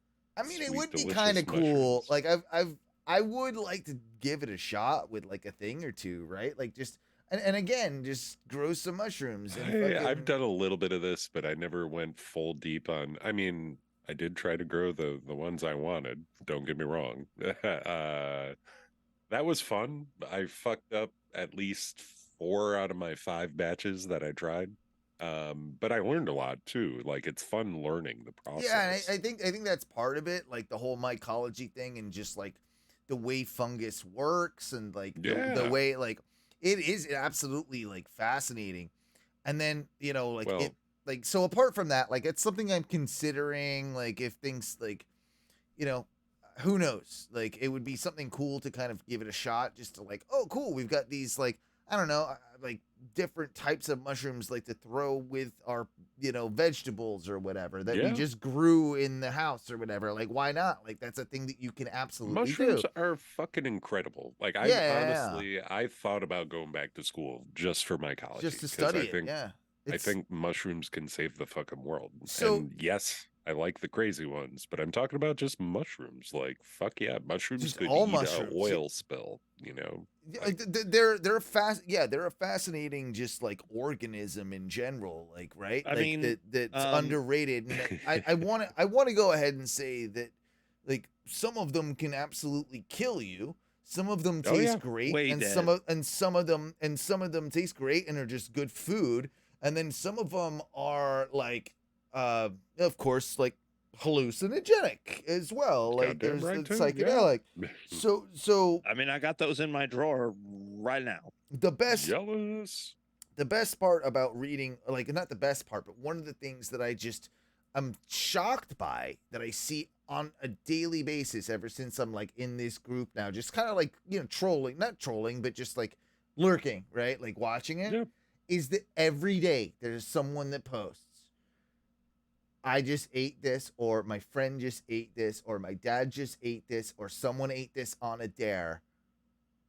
On a dare. The one of them the other day was an 18-year-old kid for $100, and the amount of like very dangerous mushrooms, like, and they think about it after the fact, like the amount, and they're consulting Reddit before they're I know, right? like, Yeah. like this is the thing, and it's like you get updates from some of them, like some of them have gone bad. I don't think I've seen anybody die yet, but it's gonna happen. Hospital Like- trips for like, sure. Oh yeah, yeah. I mean, this is week 2 of me taking like lion's mane supplements daily. Which is Oh, a yeah. form of fungus, right? And it's that's a completely legal, Stop like. saying fungus is not the proper nomenclature. Don't I'm say sorry. fungus. Well, what would it be? What would it be then? It's not. Well, fungus is not the mushroom family. It's they're mushrooms. They're not fungus. I thought Um, mushrooms we're all fungus, like by it, their very Yes, nature. but not all fungus is mushrooms. All right. It is separate, different thing. Sorry. But yeah, and these Jesus are just Christ. specifically to help Fucking my brain out and mushroom help kind of wizard over regrow here. some neural pathways.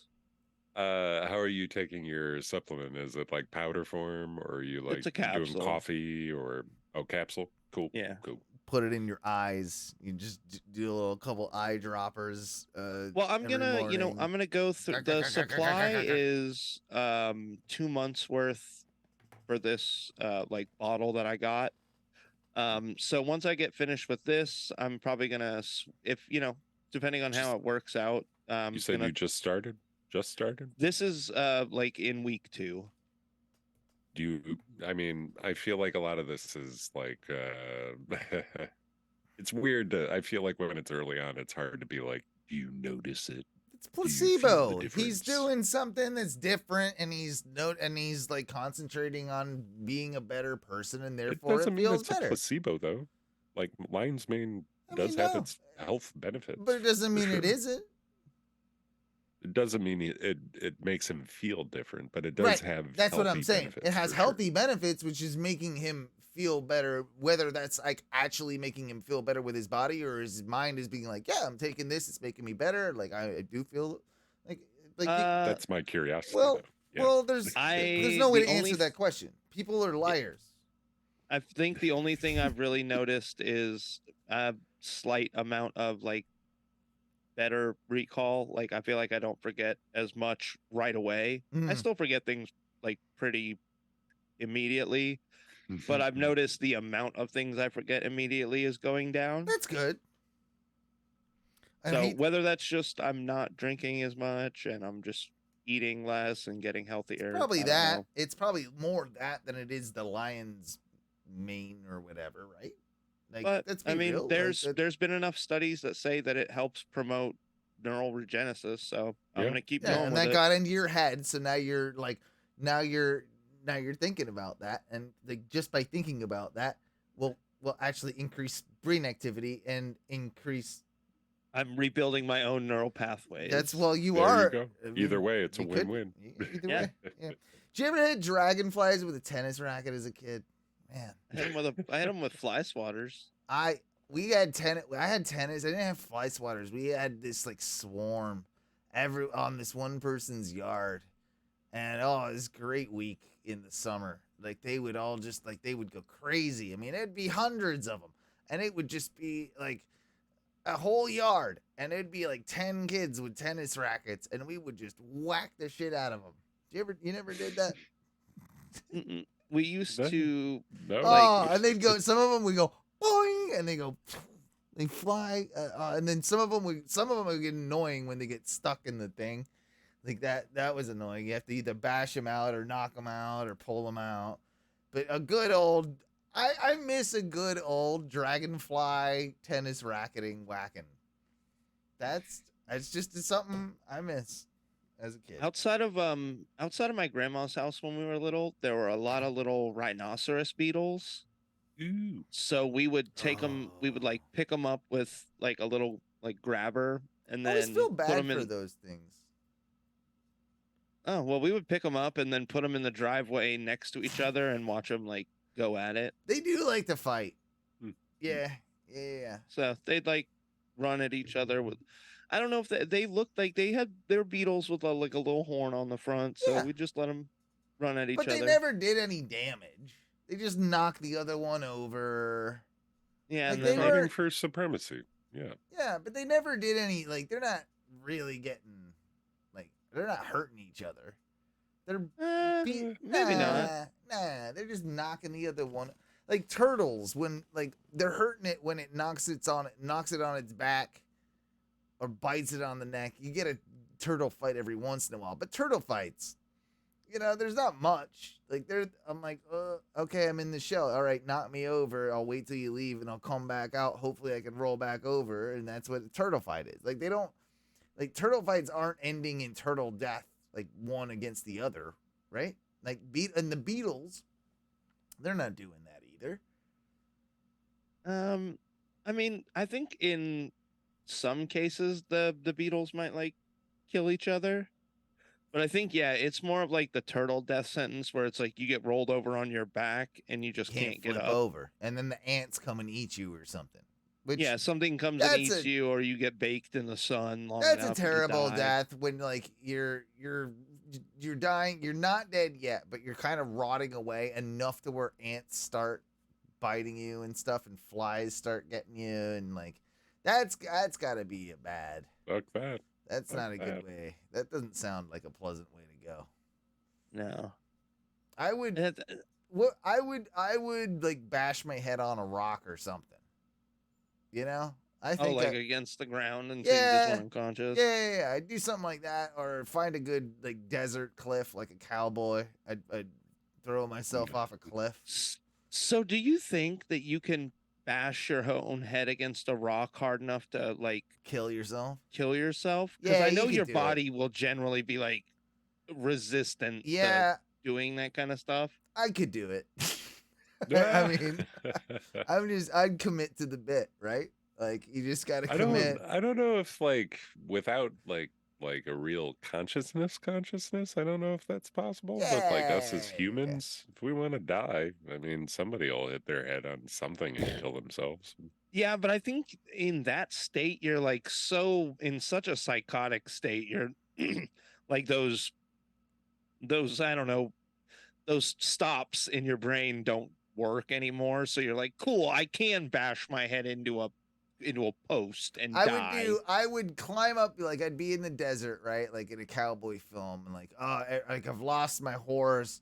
Everything is gone for me. I got no water. Like, I've been out there for a week. I'm dying. Like, I'm going to die soon. But I see this tower, like in the movies, like where there's like not towers, but you know what I mean? Like a rock, like a rock formation. Bullshit. Fuck you. Like a rock formation. Like a rock formation tower. Yeah, something like that, right? And I'm gonna climb with my last bit of energy. I'm gonna get up there, and go to the top of that, and then I'm gonna. Owen's been in the desert for a week, and he knows he's gonna die, but he has enough strength. You have enough strength reserve to climb a mesa tower, but you don't have enough to like find your way home. And then I'm gonna do the sweetest swanton bomb off the top onto my neck onto another rock that will kill me. Like, I'm gonna do my last wrestling move, my high flying, like, I go up there and then kaboom, and you know what? I'll probably wake up with a broken neck and just, Oh, and are you gonna not kiss be able both to your? move. Are you gonna do like the gun kiss? No, and because then I don't out? like that guy. I like other swanton bombs more than his, but it is a pretty sweet top rope maneuver.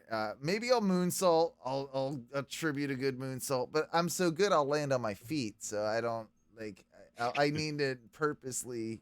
Chris What if Benoit. Chris Benoit head dive, maybe. Maybe I'll do that. Like, so I just jump off vertically, like push out, and just put my head, like, point it towards a brick or something.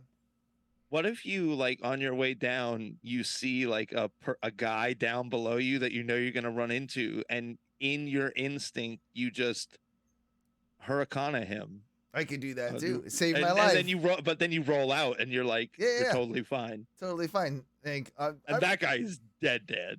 Oh yeah, that's a fucking gnarly. That from that high up, a hurricane that much force. That's. You'd whip him. Yeah, I'd whip him. I mean, I'd whip him like to Mars. Like it's yeah, yeah, absolutely. Oh man, you know what I think? It is time. Oh, I think it's time to break off the clip. Oh shit! Clips. You know you want 'em, baby. You know we got 'em, baby. You know you want 'em, baby. You know we got 'em, baby. Clips. You know we got 'em, baby. Clips. No program. I do not want to upgrade to your new version. Update. No. Have you brought forth the I will clips? not. I will not upgrade. Have you updated the clips? Upgrade the clips. God damn it! Everything like. Moon Satan demands an upgrade. I do not like this upgrade. All right, let's go ahead. Do we have a cone?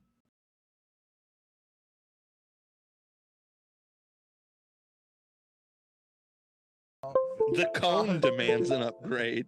God damn it, cone. Somebody Jesus. calling? Is that a call? No, the thing broke. Is that a cone upgrade? That was not a cone upgrade. Things have freaked out. Cone looks the same. If they upgraded it, it's all functionality. It's No. not form. A You bit. guys ever played D&D? Can we not? Can we not? Yeah, a lot. You want to talk about it? I'm ready. I wanna do. I'm talk. ready to talk. Well, I gotta get this working. So you guys All right, talk. We got All right. this. We got this. So my So- wizard's gonna have a split personality, and Oh God. when he drinks his mead, it's gonna be a real shithole thing. It's gonna be great. I gotta buy my specialized mead cup from a bum at some point, though. I mean, that's fair. I think so far being a luchador has been kind of fun. My accent and voice for El Tigre has turned into somewhat of a Mexican Triumph the course. Insult comedy It dog. had to. Shit. It's almost it's a mix between Triumph the Insult comedy dog and Strong Bad from Homestar Runner. It's a good mix, if I had to say. Truthfully, I haven't thought about my inflection yet, man. As a wizard, I don't want it to be my normal low key self. I gotta come up with some weird. You should higher be a voice. gay wizard. Be a gay one. Be just do you, but gay. But Like, gay. Yeah, do you, but gay. That's the way you fix. That's the easy. Well, I just- mean, just be. you know what? Honestly, from what I've heard, Ty hasn't gotten any booty in a long time, Yeah, so maybe just- he's decided to switch teams. Do the Yeah, just do I'm just effeminate. bootyless. Okay, effeminate Dutch. You. Yeah, effeminate you, but maybe add a touch of Dutch or something in there. You A know? touch Like, of Dutch? Yeah, I love that. Like that's what I would do. Like with A it. touch of Dutch is my new hair care product where it just automatically gives you a little bowl A haircut. touch of Dutch. Or maybe that'll be the split side. Maybe the split side will be like a real raging gay. Gay Dutchman. Yeah, you got it covered. There you go. Dutchman. So I got What's your- clips. I got clips going. So Okay. I can't not do the clips. Like Ty, are you ready to watch clips? Yeah. Oh my gosh, man, it's going to be so practice your gay Dutchman while we do clips, and then you can talk about it later. So hello. The clips. all right. I hope some of these clips they have the penises in them. So I came across this week. I didn't realize they have power walking competitions for. They covered it in Malcolm in the children. Middle. Do they have power penis walking competition? This was in Mount. They did. Look at this. Look at this. And it's been a good one up front as they make their way around the bend toward the home stretch. I don't know what to say about these power walks. No, there's a white boy who just is screaming about his power walking. DeAndre Shorter now moving into third. Petrell Graham. These little black boys are power walking hard. But the white Here they are, person looks making their so way up in front of the sus. home field stands. How old are these kids? Toward the bell. 11. This is an 11-year-old competition. They are not running. They are power walking. I'm seeing a mild like jog old people breakout. do It's run at the walking. mall. Yeah, it's called race walking, I believe. Or is race what, walking. is what it's called. But yeah, I think you have to have both feet on the ground. at the Judah same Edwards on time the or rail. something. Caleb Nesbitt on the outside challenging. This Nesbitt now moving this is by. the worst. This is the worst sporting event, but the best sporting event ever. All right, who do you got your money on?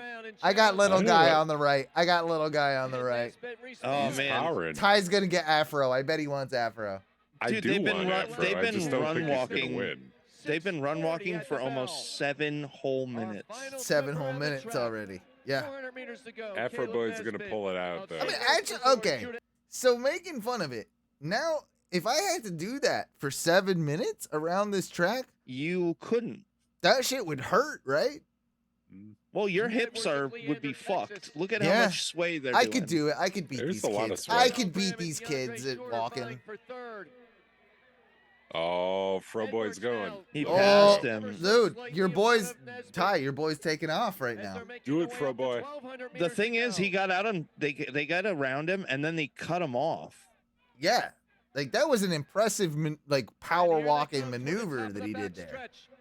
Oh, he's smoking him. He is. He's breaking. He's got those out. long legs. Look at this breakaway, guys. Dude, he's got at least Yeah. like 8 to 9 body lengths on him now. This kid is. I mean, they are in the first straightaway, so I mean, he's still got half a track to go. But if he keeps this intensity, Oh, but look at him. Oh. He's picking it up. You can see he's closing yeah, that yeah, gap yeah, right there. yeah. He's not fucking around, little dude here. Oh, they're staying at an equidistant space right now, folks. We're almost 8 minutes into this race walking, and guys, I think our little fro-headed champion is gonna stay out in front. I mean, he's taking it real far out in front. I do like. Okay. Oh wow, there's some more behind him.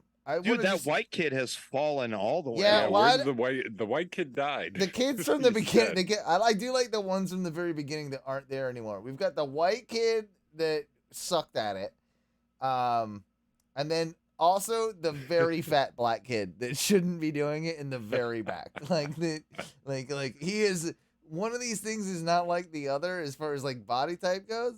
And No, I'd say the white kid is definitely the well, most he's in there sus out of all too. of them. Like he's in there too. Number 11 and number 9 are not winning. Not supposed to be here. Nah, yeah. Well, that might be a girl. Is that a girl? I don't know. Okay, we're gonna. Well, it's a boys' race, so fine. We'll get towards the end here and see the finish of this match. This race. Nesbitt now making a move. Hop. Shorter and Graham battling. Oh for wow, third. Heel to toe. Fro Oh, they're gonna lap and him. little They're guy gonna lap him. side by side. Little guy just took. Oh, Chunky, look at all the look at sway, Chunky. though. Okay, look at Seriously. Chunky at the bottom though. Look at Chunky. They're Chunky's- laughing. Chunky's sexy walking. They're laughing. They're lapping him. They're lapping him right now. they're gonna surpass him right Yeah, here. but he's the best part. Yo, but dude took the first back. Skinny guy, non-fro. This kid walks like a drag queen. He does though. He does. Dude, he's gonna get- breaking down. His legs are on fire. Yeah, his thighs are too much friction. And it'll be Caleb Nesbitt. Oh, Yeah, little Oh. dude. 9-11. Little Bullshit. dude. For Caleb Nesbitt, followed ever so closely. I didn't think. I mean, obviously, power walking when you first hear it for 11-year-olds, it sounds like okay, that sounds ridiculous. That shouldn't exist. It sounds like it should have been more number 9s and number 10s in the power walking competition. exactly. But that was an athletic competition in which, especially the top 2 athletes in that, like that that was kind of impressive by the end. That was actually like weirdly interesting. So Jockeying ask for you, like, plays. yeah. I feel like in racing there's a weird psychological thing. Like it's almost better to be in second place all the way Up until the end. very end. Yeah, Yeah. that can happen in a lot of sports, right? Because when you're in first place, you don't really think about it because you can't look behind you. Yeah, that only applies if it's a super close race. If you are number one and you can fucking really, really get ahead, then of course not. You know, like so. But your logic is somewhat sound in that doesn't usually happen, right? It's usually close enough of a contest that it's gonna be close enough, and you sort of save reserves for the very For end, that last push. for that The last push. push. Like if it's gonna be that close, yeah. But you've got to also figure in that the person that you're up against is doing the same thing. So sometimes like that back and forth, like someone drops back and they're like, you're not doing that to me. So the other one drops back. And then like the third place person gets in front. So that fucks up the whole dynamic. So now they all are like fighting for that. And that's what the competitive spirit is really all about at the end of the day, is that like you kind of just have to, like there is strategy for sure, but you can't I think I'd like to be a follower and just go for it at the end. That would be like my general rule of thumb. I don't want to be in first place. That's going to fuck my head up. Yeah, you got to wait till the end and then just power through. Get it. I get it. Do you guys remember Captain Planet from back in the day? Yeah, I'm right. Of course you do. So I didn't realize that in one of the episodes, there was like a rival team, you know, Captain Planet. What was it? It was like they had to all put their rings together. There was The Planeteers. What were they? What was it? Was the sun? Earth, water, wind, fire, heart. Thank you. Okay. Heart, Earth. yeah. Say it again. Earth, water, wind, fire, heart. Okay. So I didn't realize there was like they did an episode and this was an angle on the show where there was like Captain Pollution and Team Pollution, and they had their own version of that where they put together their rings and created Captain Pollution. Do you remember this one, Mike? I don't remember this episode. Okay, Not well check, really, dude. This is gonna blow your fucking mind, bro. Then let our polluting powers combine. Super radiation. So we got this guy. This guy looks kind of like this guy looks rad as fuck. He's beefy, he's bulky, but he also kind of looks like what the Thing? The Thing. Yeah, but he's got a mohawk. And this guy is called Radiation. So this is Super Radiation is his name, I believe. Let our polluting powers combine. Super radiation. Deforestation. So we got super radiation and deforestation. This is deforestation right here. He's like a businessman. All right, so there was Duke Nukem. All right. And that last guy was Sly Sludge. Let's see. This guy right here, Sly Sludge. Then you've got this guy right here. I believe this is Loot and Plunder. Okay. Yeah. Deforestation. The deforestation. Smog. This guy's That's just Sly Sludge. All right, so yeah, this guy, he's a fat like New Yorker or something. He just goes smog.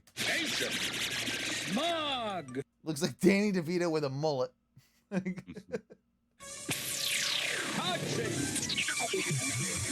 What was that last one? I didn't catch it. Hang on. Let me see. Car chase. What? That might be Zon. Did anybody catch that? No, I don't know. Give me the subtitles. No, they that's won't be. probably not They nonsense, won't be but yeah. included in the thing. What would it be? I don't know. Hot cheese. Hot cheese. This guy I don't- is I this can't, guy. like, What is he fully the hear it. representation of? Terrorism? Maybe. We got smog. We got This could be.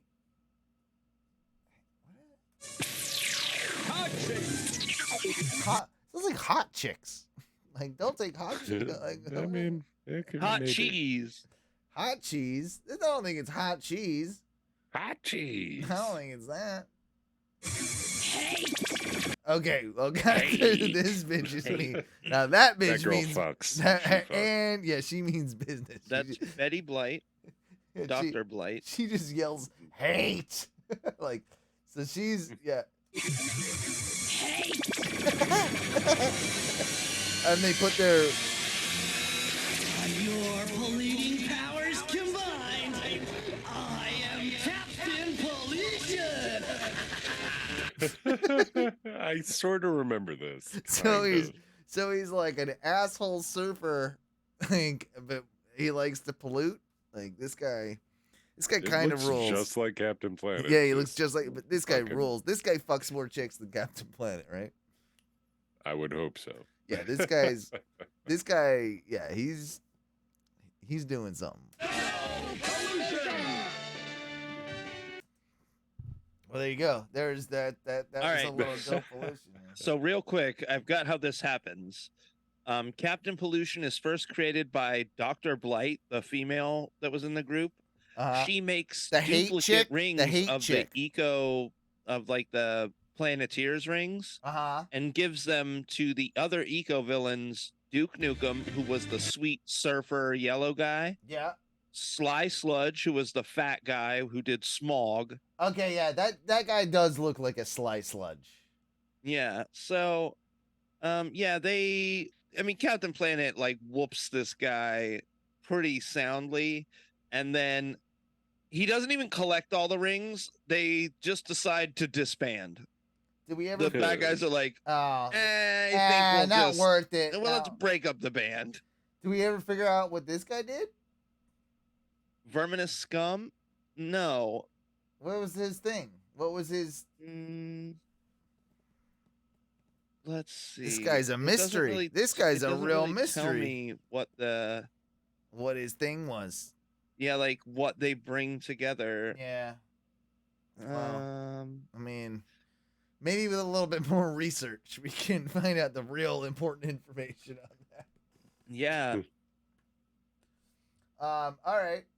So All right. we'll move into this one. This guy. I think he's toxic waste. Yeah, I think that's that probably. might, Yeah. that might make sense. Let's see if it sounds like it. Let's see if we can make that out. Hot cheese. Toxic waste. He does I heard toxic. it. I heard toxic. I heard toxic. Yeah. I don't think you hear the waste, but I think he just says toxic. So good enough. Good enough for me. Check out this guy. He's hoping to win his Powerball. Coming up. Those are your lucky numbers. Can I tell you what? Do you know your chances of winning? Slim to none. Slim to none. You're right. Let me tell you. This guy really looks like he's Looking at some titties. yeah. This guy wants to fuck this reporter, and yeah, So cool. he's there at the filling out his Powerball things. And He's like, I don't even Do you know care your about I chances think I of know winning? that guy. Slim to none. Slim to none. You're right. Let me tell you. It's 1 out of 292 million. What do you think about that? I knew it. You knew it. Your numbers are lucky, though. Am I right? Can I ask you, if you won all the money, what would you do with it? Bunch of hookers and cocaine. Oh, okay, that's not good. Oh! We were hoping for a different answer. That's probably not the answer that No, we're looking for. that was right there. That was a good answer. I don't care. That was perfect. Good That- job, guy. I think Ophelia Lots of Young hookers and actually. cocaine. I think Ophelia Young wants to party with that guy. Like she's just embarrassed. Like, Well, I she's- mean, She's this my is party. this is Fox Vegas, guys. This is Las Vegas's Fox correspondent. hookers and cocaine. I mean, what do you I want? mean, What do you want from When a her? man knows Like, what he wants, he knows what he Yeah, wants. and she's. Look at her. She's smitten. She's smitten. Yeah. Yeah. I hope he calls me for hookers and cocaine. It was pretty good though. That was pretty perfect. Can you honestly? I believe that I've heard people say they've done cocaine like without hookers around. But can you have hookers around without cocaine? You 'Cause I don't think- shouldn't. You shouldn't. Nah. Like you can have cocaine without hookers, but you shouldn't ever have hookers without cocaine. That's Okay, fair enough. that's a rule. Seemed logical. Yeah, that's the rule. Okay, so Mikey, this one's just for you. It's called "Sucked into an Oil Pipe," the pariah diving disaster. Imagine being sucked into a 30-inch pipe in a tornado of water. tools and Nope. men. I already hate. I already hate that imagery right there. I can feel it. Like I know you. oh. So okay. You freaked out one of the times we were playing one of those like cave It was videos. that cave. The guy who was like slinking through tights. Oh. So you've got a slight claustrophobic thing, right? And I'm going to torture you for a little bit, and I won't play the whole thing because it's a long ass video, but I'll just let you kind of feel this one out. This is for you. Okay. With the certainty that you would drown in just moments. Only one of the 5 men sucked into the pipeline that day would live to tell what happened. A GoPro video camera attached to one of the divers' suits recorded video and audio of what happened next. What it reveals is terrifying. This is the fatal breakdown of the Pariah diving disaster. February 25th, 2022 began as a normal day of work for the men of LMCS. So not that long ago, a year and a bit. Here in a few months, just let you know. Diving in Point COVID's gone. They were to perform some maintenance tasks on a pipeline for Pariah Fuel, a government-owned oil company in Trinidad and Tobago. As professional divers, for Kazim Ali Jr., Yusuf Henry, Faisal Kurban, Rishi Nagasar, and Chris Boudram. Okay, so just this tickles me so much. Kazim, Yusuf, Rishi, Faisal, Chris. Yep. Sorry. Most of them look like kind of overweight chubbos. The one on the right definitely does. The other one, there's a couple of like fit diver looking types in there. Yeah, the Rishi parties. Yeah, Yusuf knows what he's doing. Rishi knows what he's doing. Chris, I don't know about him. Chris does look like the new guy. Yeah. And he's Kazim, like, Kazim is just like, whatever, Over dude. it. Whatever, dude. Can you just suck me into a pipe today? I'd rather fucking do it. Fuck this. Hear it out. I gotta hear it out. You gotta hear it out. That was not in current use. It was a U-shaped pipeline between the area where an oil tanker would pull up to offload its oil, called berth 5, and the area where the oil enters the refinery, called berth 6. In order to perform their work for the day, they would have to separate the pipe from the ocean water to access the areas that needed repair. To do this, they placed a special habitat bell over the top of the pipe. This system would allow the water to be pushed down off the pipe so they could have a dry place to work. The habitat was an 8-foot by 8-foot cube structure placed over the top part of the pipe. After air is blown in...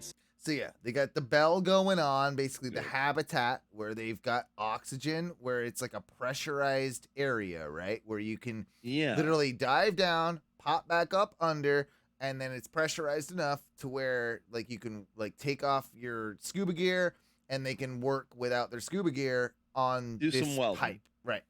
To displace the water, the men could stand on the ledge to perform their work in a hyperbaric chamber.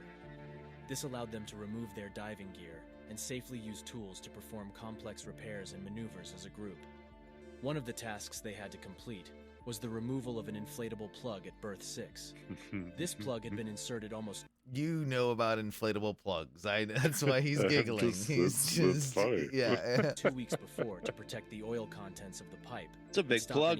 Yeah, so they got this plug down there to basically like cap that thing off from all the oil getting in the goddamn ocean, right? They got this plug and they got to get it out and then pop another fucking thing on there, like, because they're putting the pipe back together, basically. Carbons from escaping. This plug was an airtight barrier that held tightly against the pressure pushing down from the habitat chamber. A wrench was retrieved in order to loosen the valve on the plug. Kazim Ali passed the wrench up to the 4 men working around the pipe. Then he pulled himself up onto the ledge to remove his diving equipment. As soon as the valve was opened, a shocking force immediately overtook the group. Water rushed into the habitat and down into the pipe. This instant flush of water pulled the men and all of their equipment into a tornado of water. So think about that. They're in that chamber. Forced into this little suction swirly. So that like something happens where it fucks up the whole pressure. All that fills with water, and all of a sudden there's a tornado, like the suction from water going down a drain pipe, that whoosh, like a tornado of water, like you described, that is There's a lot of pressure that is difference. That's pulling what's pushing it. pulling the dudes into the pipe. Whirling down the How the pipeline. fuck did they not was so know that unexpected this that they was barely the understood like what was actually happening result to them. of doing that though? They have to have known Well, that like something must have hey, gone man, as wrong, soon- right? Like, they did it No, wrong. something definitely went Yeah, wrong. they didn't do it Yeah. right. Something didn't go right. In such an unlucky moment, they were extremely fortunate to settle from the water in a spot that had an air pocket for breathing. Oh. The go The diagram, like oil and water. Like, so you're just Gross. covered in oil, and you're in a pipe now with 3 other dudes in a pipe. Oh, you know you're all gonna fucking die. That's Crow not a video lot of captured the air men in the in that moments air just before pocket. being sucked in, then everything went completely black. As you hear the rustling and movement, it's shocking to hear them start to talk. They were actually Oh, shouting video. at each other within this pipe that was supposed to be full The- of crude oil. The horrible irony is that dude. this air that was allowing them to breathe was actually the cause of the swirling water tornado that brought them here. So how exactly did this happen? The inflatable this is plug making that they me were really removing was supposed to uncomfortable. be separating Good 1,200 Lord. barrels of oil from the air and ocean water around it. In that case, it would have been a matter of routine to remove the plug and proceed with their work plan. The air pressure in the habitat would have been pressing down on a heavy column of oil. The oil would have been settled level between the 2 pipe openings at berth 5 and 6. Nothing out Right. of the ordinary. Right. Unfortunately, they had no idea that there was a column of air under that plug, and a So that's what did it. lot less oil in the length of the pipe. As soon as the plug was deflated, the high-pressure air from the habitat rushed down the pipe with such force, it pulled the men, their tool and scuba tanks, into the 30-inch pipeline. Because the habitat pressure was suddenly released. Oh, bro, Dude, it probably that's like broke their terrifying. shoulders. Like, Oh my god, dude. Yeah, probably did. It probably like mangled Got arms squished, and stuff. yeah. Yeah. The ocean water violently pushed inside and swirled into the pipe with the men. In a wild swirl of air, ocean water and tools were 5 men fighting for breath. After what must have felt like an eternity, the swirling settled, and they found themselves in a pocket of air. Chris Boudrum, the lone survivor, described the unthinkable. Chris was the one that lived. Of Chris course was it the was. one that lived. Damn it. well, they're not gonna kill That's the fine. one kind Yeah, of yeah, English kind of sound whitey one. guy. Yeah. moment of being sucked into an oil pipeline like this. Tornado, everything just There he goes. spinning and beating you up and tapping so fast, you couldn't react. After that, all I remember, I didn't even remember actually getting pulled in the pipe. I just remember going hurled through the pipe at unbelievable speed. I couldn't hold my breath no longer, man. Truth. This guy has done the real life Mario. This Dude, guy it- has done this This- real life. Da-da-da-da-da-da. Like this literally is making like my skin crawl and like my hands like this Yeah, feels so yeah. uncomfortable. I'm sorry, but it's just too interesting. breath for too long. After a while, your body, your lungs just fight. Yeah, waist close, you see a noise.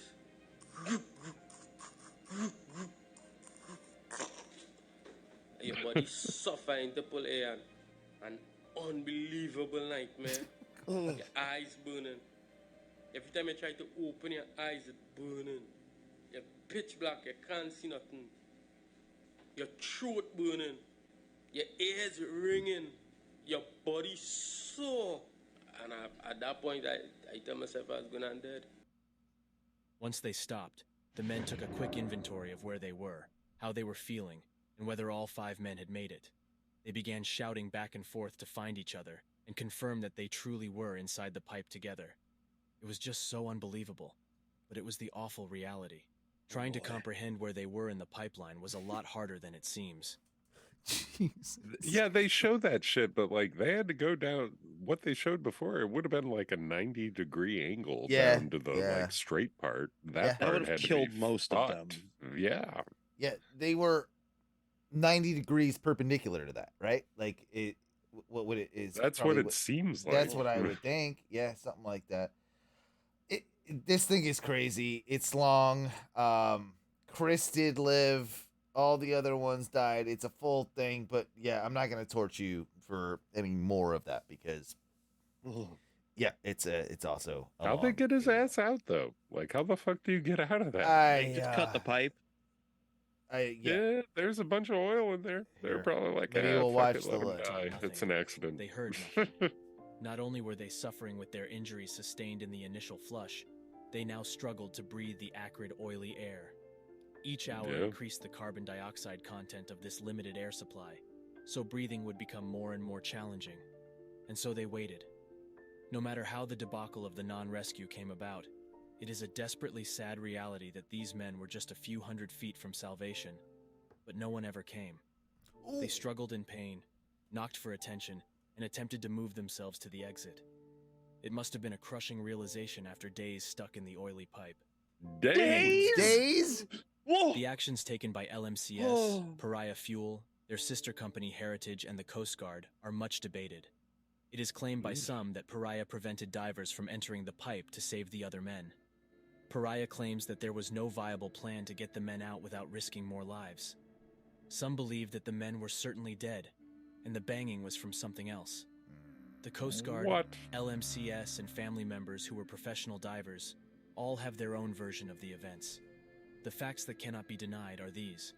4 men were alive at 5 o'clock on Friday when Chris Boudrum was rescued. Many people agree that they heard banging on the pipes from inside for nearly 48 hours before it stopped. After the bodies had been recovered, That's 2 fucked. autopsies were performed. Yeah, I do need to know now how he got out, though. Like, damn it. Like, we must have skipped over that. But, fuck, like, how did he get out? Much longer anyway.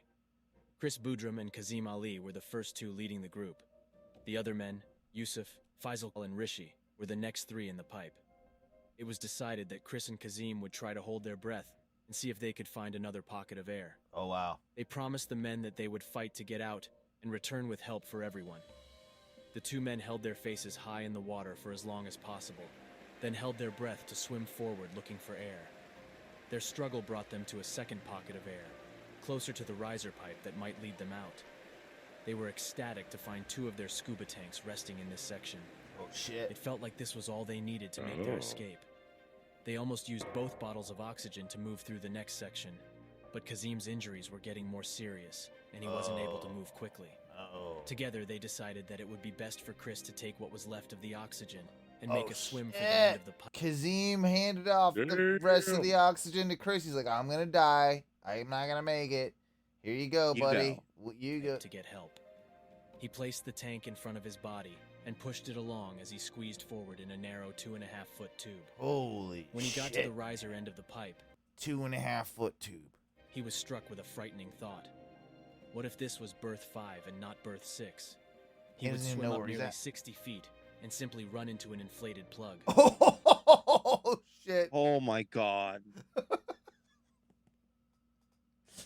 He's thinking. There would be no air, and his tank was almost empty. He said a prayer and pushed off the bottom to make his way to the surface. After more than 2 hours in the pipe, Chris was relieved to find he had reached the top of the oily water at berth 6. He banged and screamed to try to get the attention of the rest of the ship team. One of the searchers finally found him and helped him climb out with a chain. Chris was overwhelmed and exhausted. He explained that there were air pockets in the line and that all the men were still alive. He was rushed to the hospital after letting rescue. And then it sounds like they did a lot of nothing to help him out, and then the rest of them died. That's about pretty fucked. Yeah, pretty fucked. Super fucked. Woo! Okay, we need a palate cleanser after that, eh? I need a palate transfer transplant. All right, here we go. How about this? This'll make you feel a little bit better. So, I've been thinking, Ty, I've been thinking about making music again, right? But I've been thinking about, I'm going to go really 80s synth. I'm going to do some real, that's what I'm thinking. And so I came across, have you ever heard of Yazoo before? Yazoo. All right. So this is Yazoo. I don't think so. Okay, so I think this might be British. I had never even heard of Yazoo. The song I think is called State Farm, 1983, and then there's something about popcorn in there, and I don't know. I think this is like the influence for my new style of music I'm gonna start creating. So yeah. So I just wanted to play it for you guys so you get an idea of what to expect. Okay.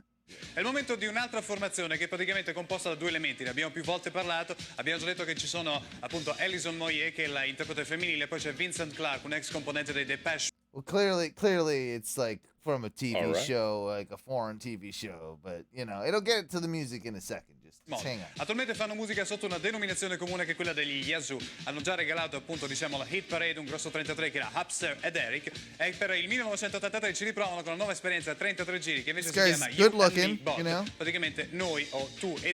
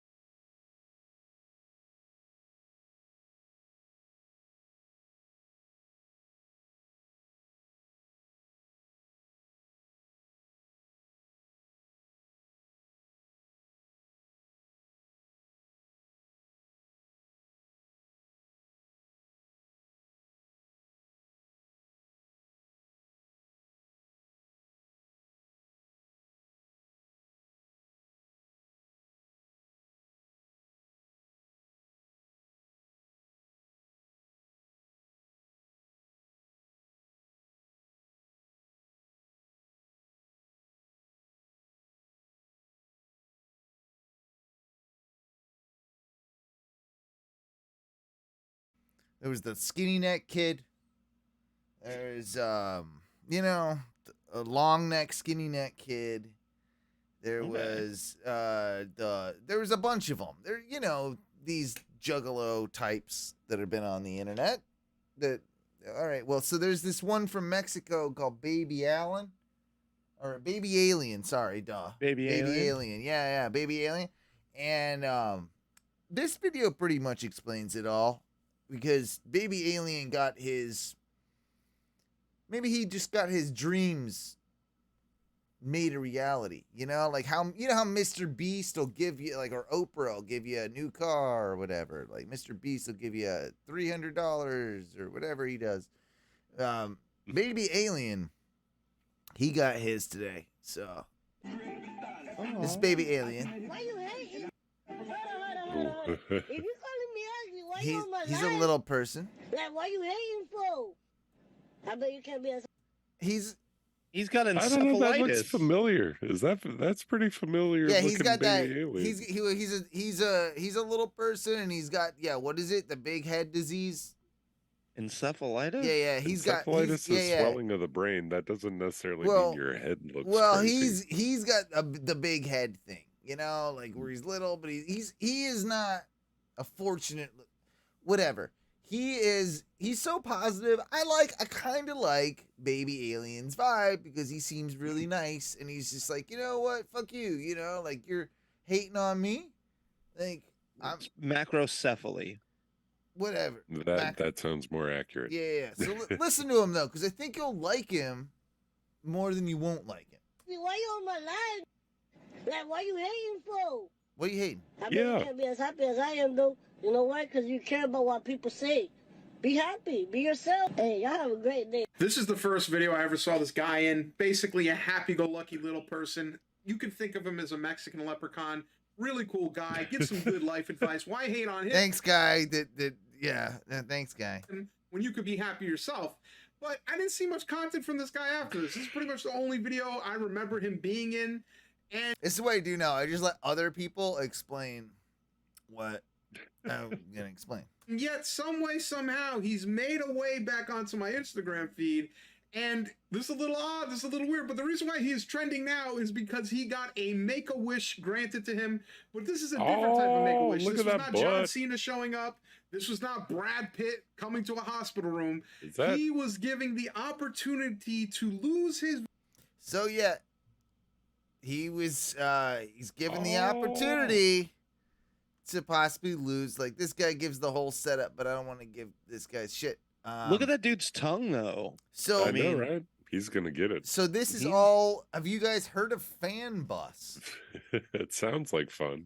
Okay, is it like an OnlyFans? OnlyFans Where yes. they get OnlyFans Yes. girls to go on a bus Yes. and then fuck? It's the new Bang Bus, but it's only apparently on OnlyFans, and like it's like a thing, right? So this is part of that series, and you can tell it's styled after the old school Bang Bus where they sign the ceiling and it's all trashy like that.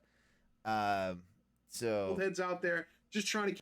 So that's like kind of like where this comes from. This chick is obviously a OnlyFans Full-size model as well, and this unfortunate little person.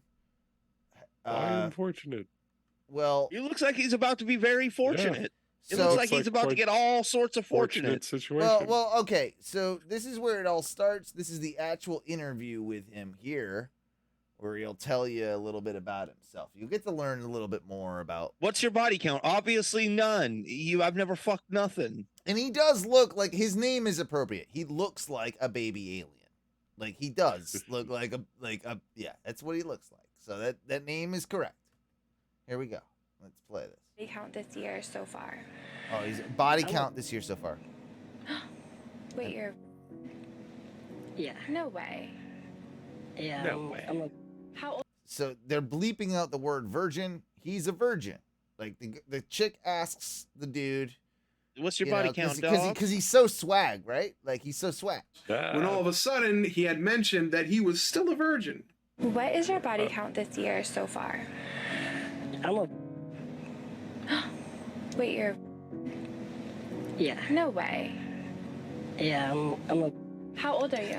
I'm 23. Bro, his whole face could fit inside of a vagina. Like it's perfect. He could get in there. 3, and you're. Why are you still? It hasn't happened. Other than good, they see me like they think I'm small. They probably think I can't, you feel me, or whatever. So they just underestimate me. They type think you shit. can't what? Like that I can't, you feel me, handle that. Like nobody has ever gave me a chance. Like I ain't trip about it, you feel me? Yeah, I get sad sometimes. Like I'm 23 right now, and I'm still. Wow. Now, it's because you got a 12-year-old's dick, bro. Like what? You don't know. He might be hung like a horse. So we'll watch this to the end. after explaining the situation and the kind of trials and tribulations he's been facing, the people at Fanbus actually gave him a proposition. They said, you know what? It seems like you don't have this experience. It seems like you're kind of missing out. You're down in the dumps.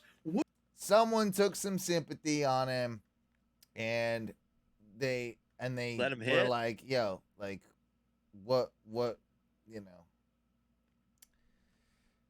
I want to hear He's it. gonna be a champion. Sorry, it's I'm trying to like skip over like all the douchebags parts because all the interviews are in here, like, and I just gotta get like to the things, you know.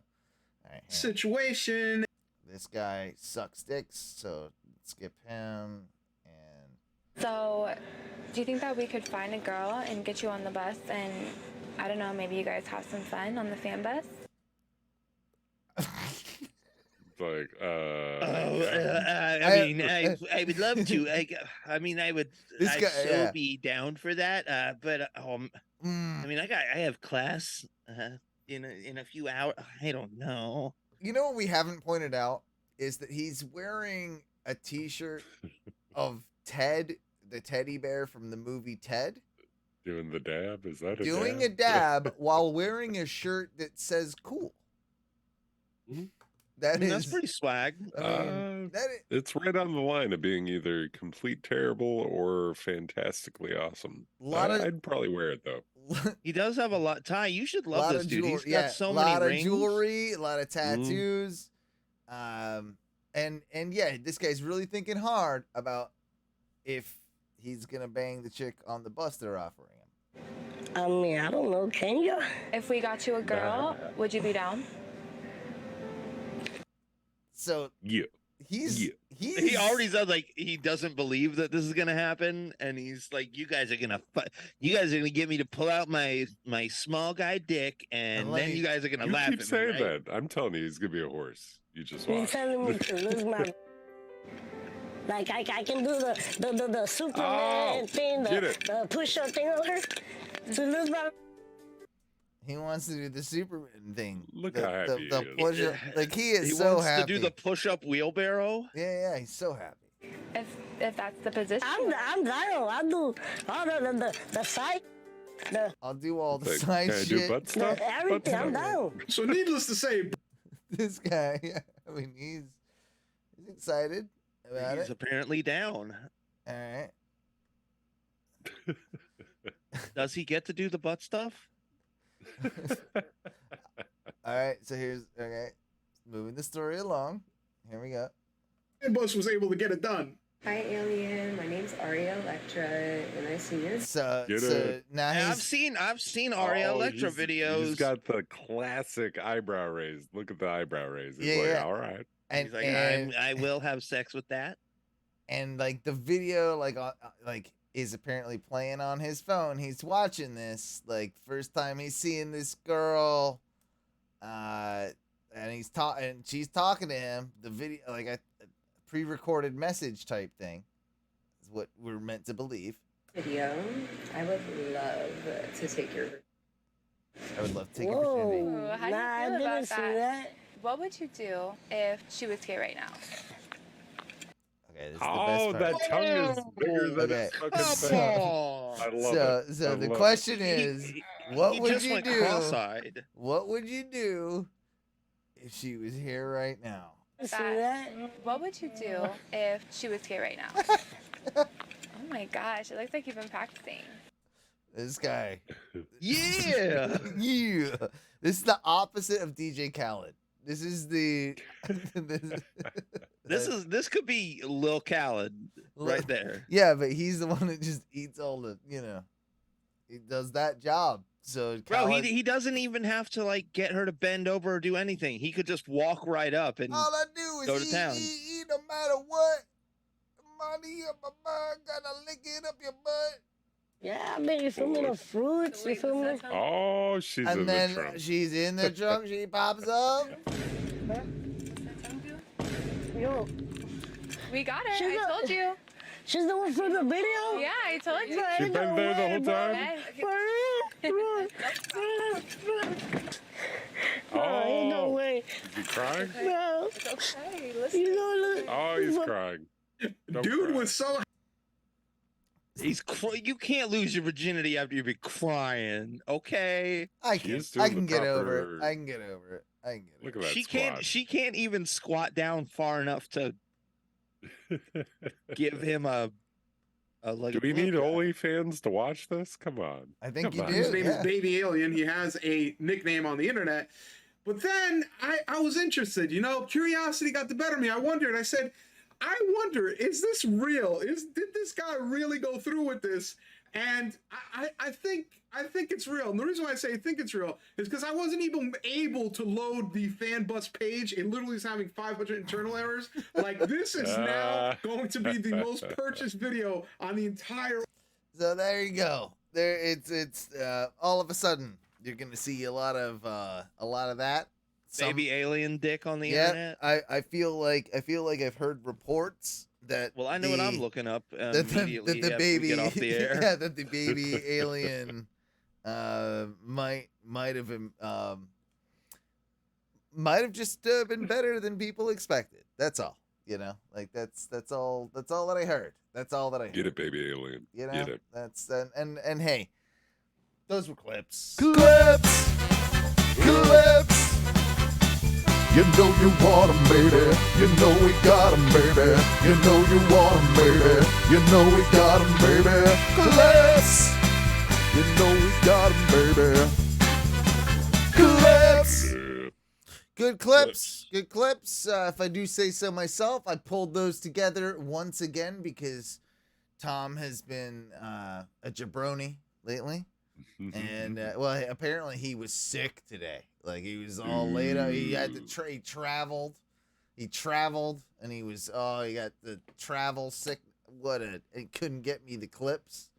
Ugh, just pretty disgusting behavior, if you ask me.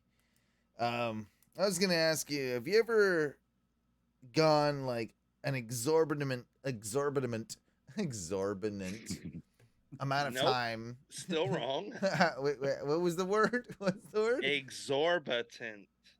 Nah, that's not right it. either. That's not Exorbitant? it. Exorbitant. I said it right. One of the times. Well, a lot of time. A great deal of time. From like in any job that you've ever had. Seeing your boss. Like, is it like ever happened where it's just been like, that's been like a really long time. It's either How long is long when you say that? I mean, like in a day? Are we talking about no, weeks? No. We're at months, I think. Like, I think yeah. yeah. I think we're there. Is this your your direct manager Yeah. tells you? Yeah, that one. Yeah. Yeah, that one. Yeah. Like, it's either means it's like really good or really bad. I don't know. I just overshare a little bit. Well, I mean, my boss goes on vacation on occasion, but that's all well known and shit. I don't know, man. I will say that there's times where I'm like, we're in full blown code red right now. We need help. And where's my boss? Where did he go? Yeah. But that doesn't happen that often. Definitely not months.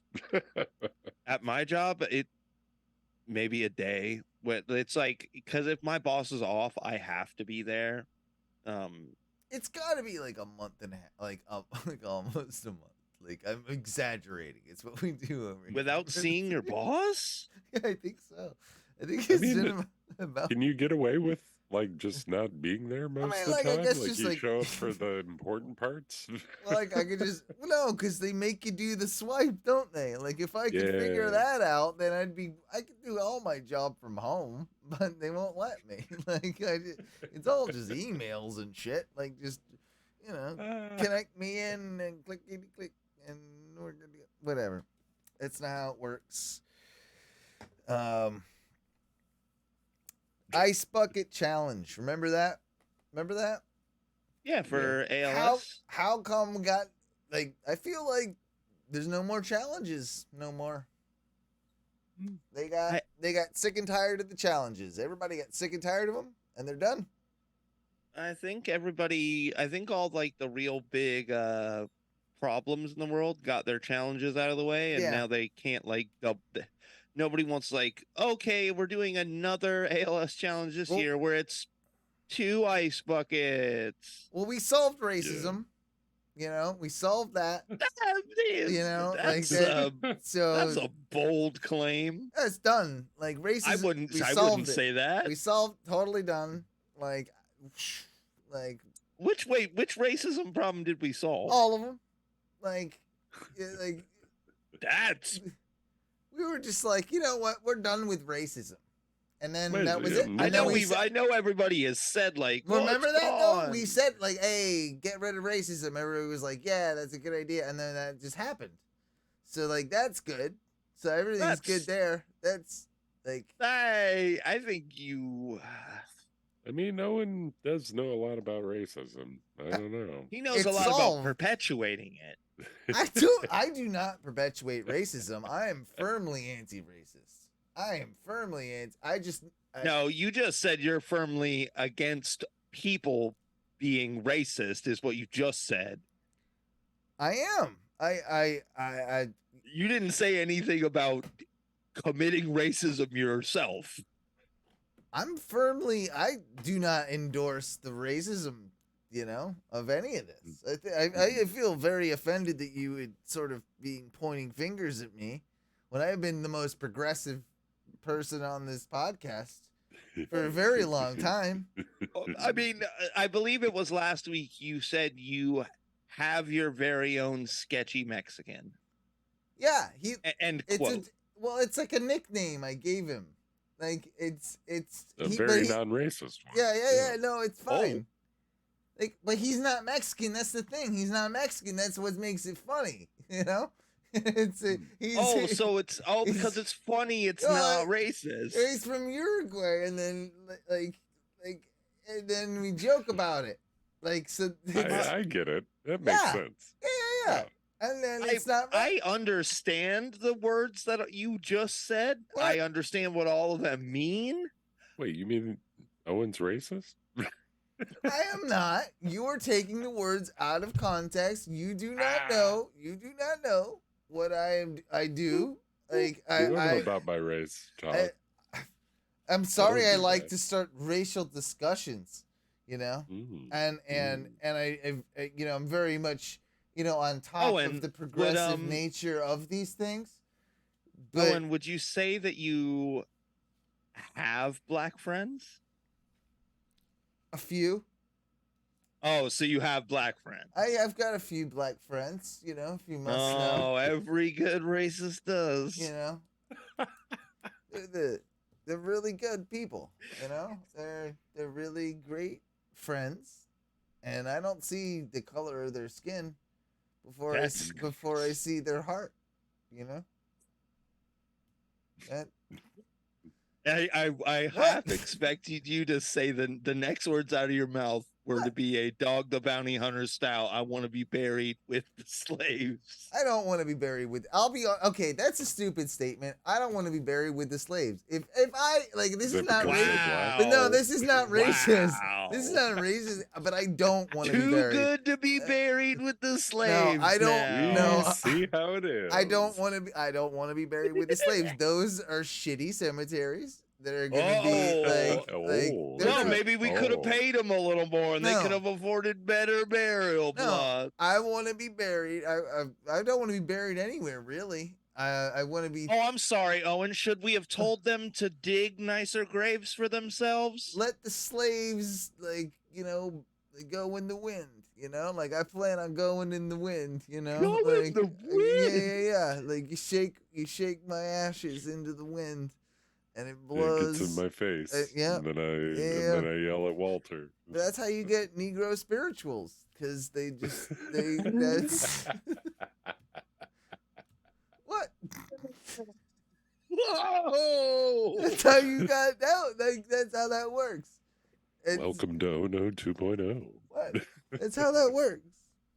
I don't, Owen. I think if you get this other job, you don't know. You're not gonna need to shut this podcast down. It's gonna be canceled.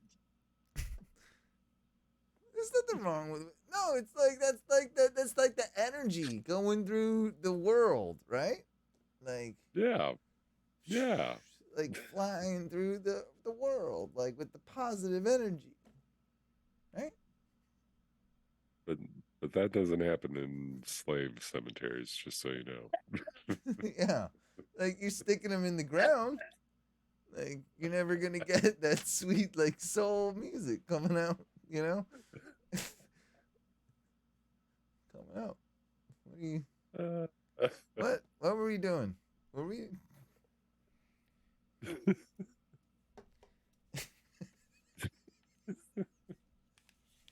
That was a good one, wasn't it? Yeah, that was a good one. Hey, I think actually, I know you were gonna do a bit at the end of the show here, Mike. We don't got time for that because we've been going for way too long.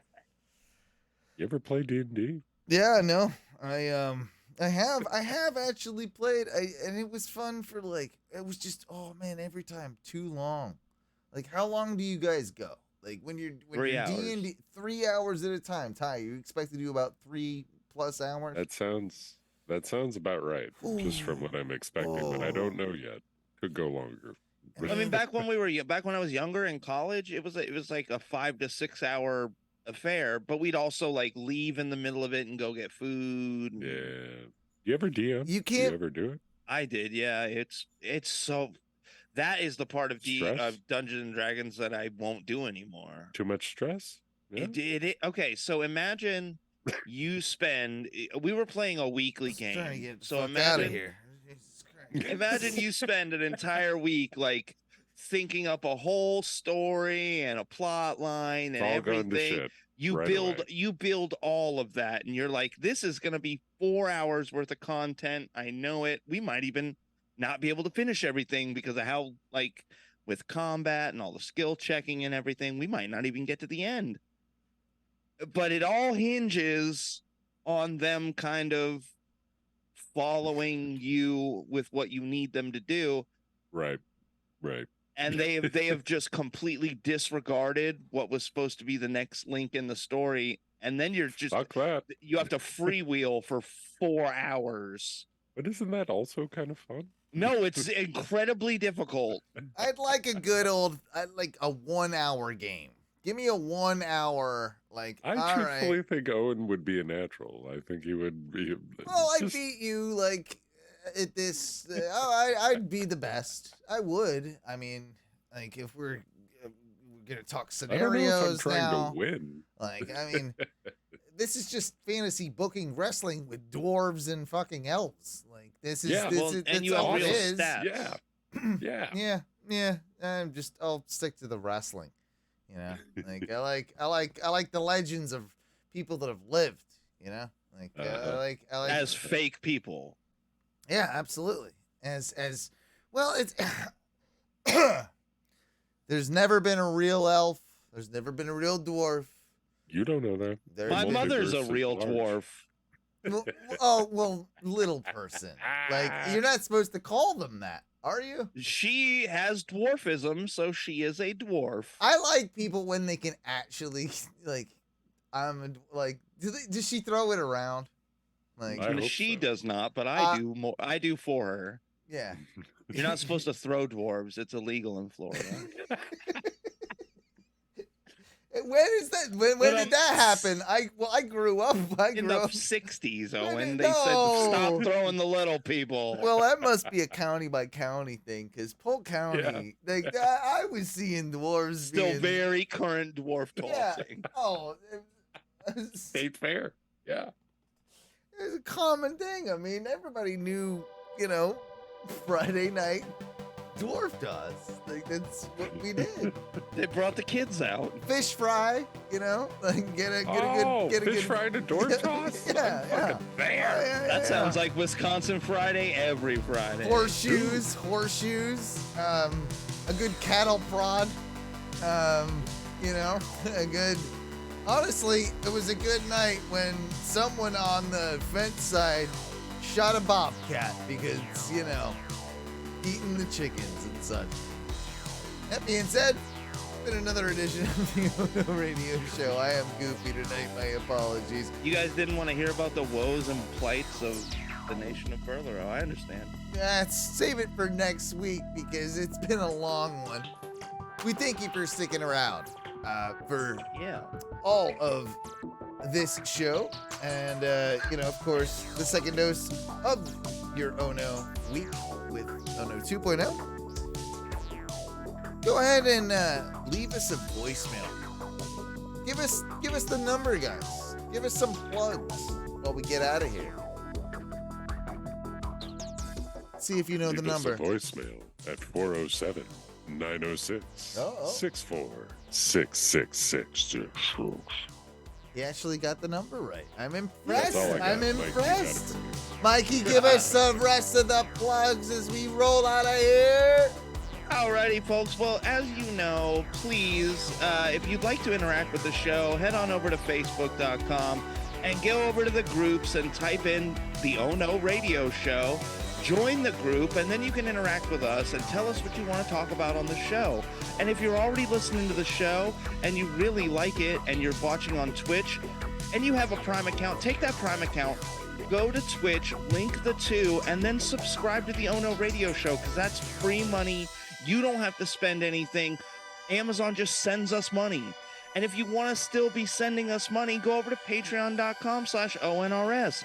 You can go there, and for like $2, just give us $2. You can get premium content that is including like a bunch of interviews with everybody under the sun in Orlando podcasting. We've got Drunk Driving on the Moon, which is our conspiracy show. We've got tons of stuff coming for you just the end of this year. Just sign up. Sign up. Indeed. And as we always like to say, when we get out of here,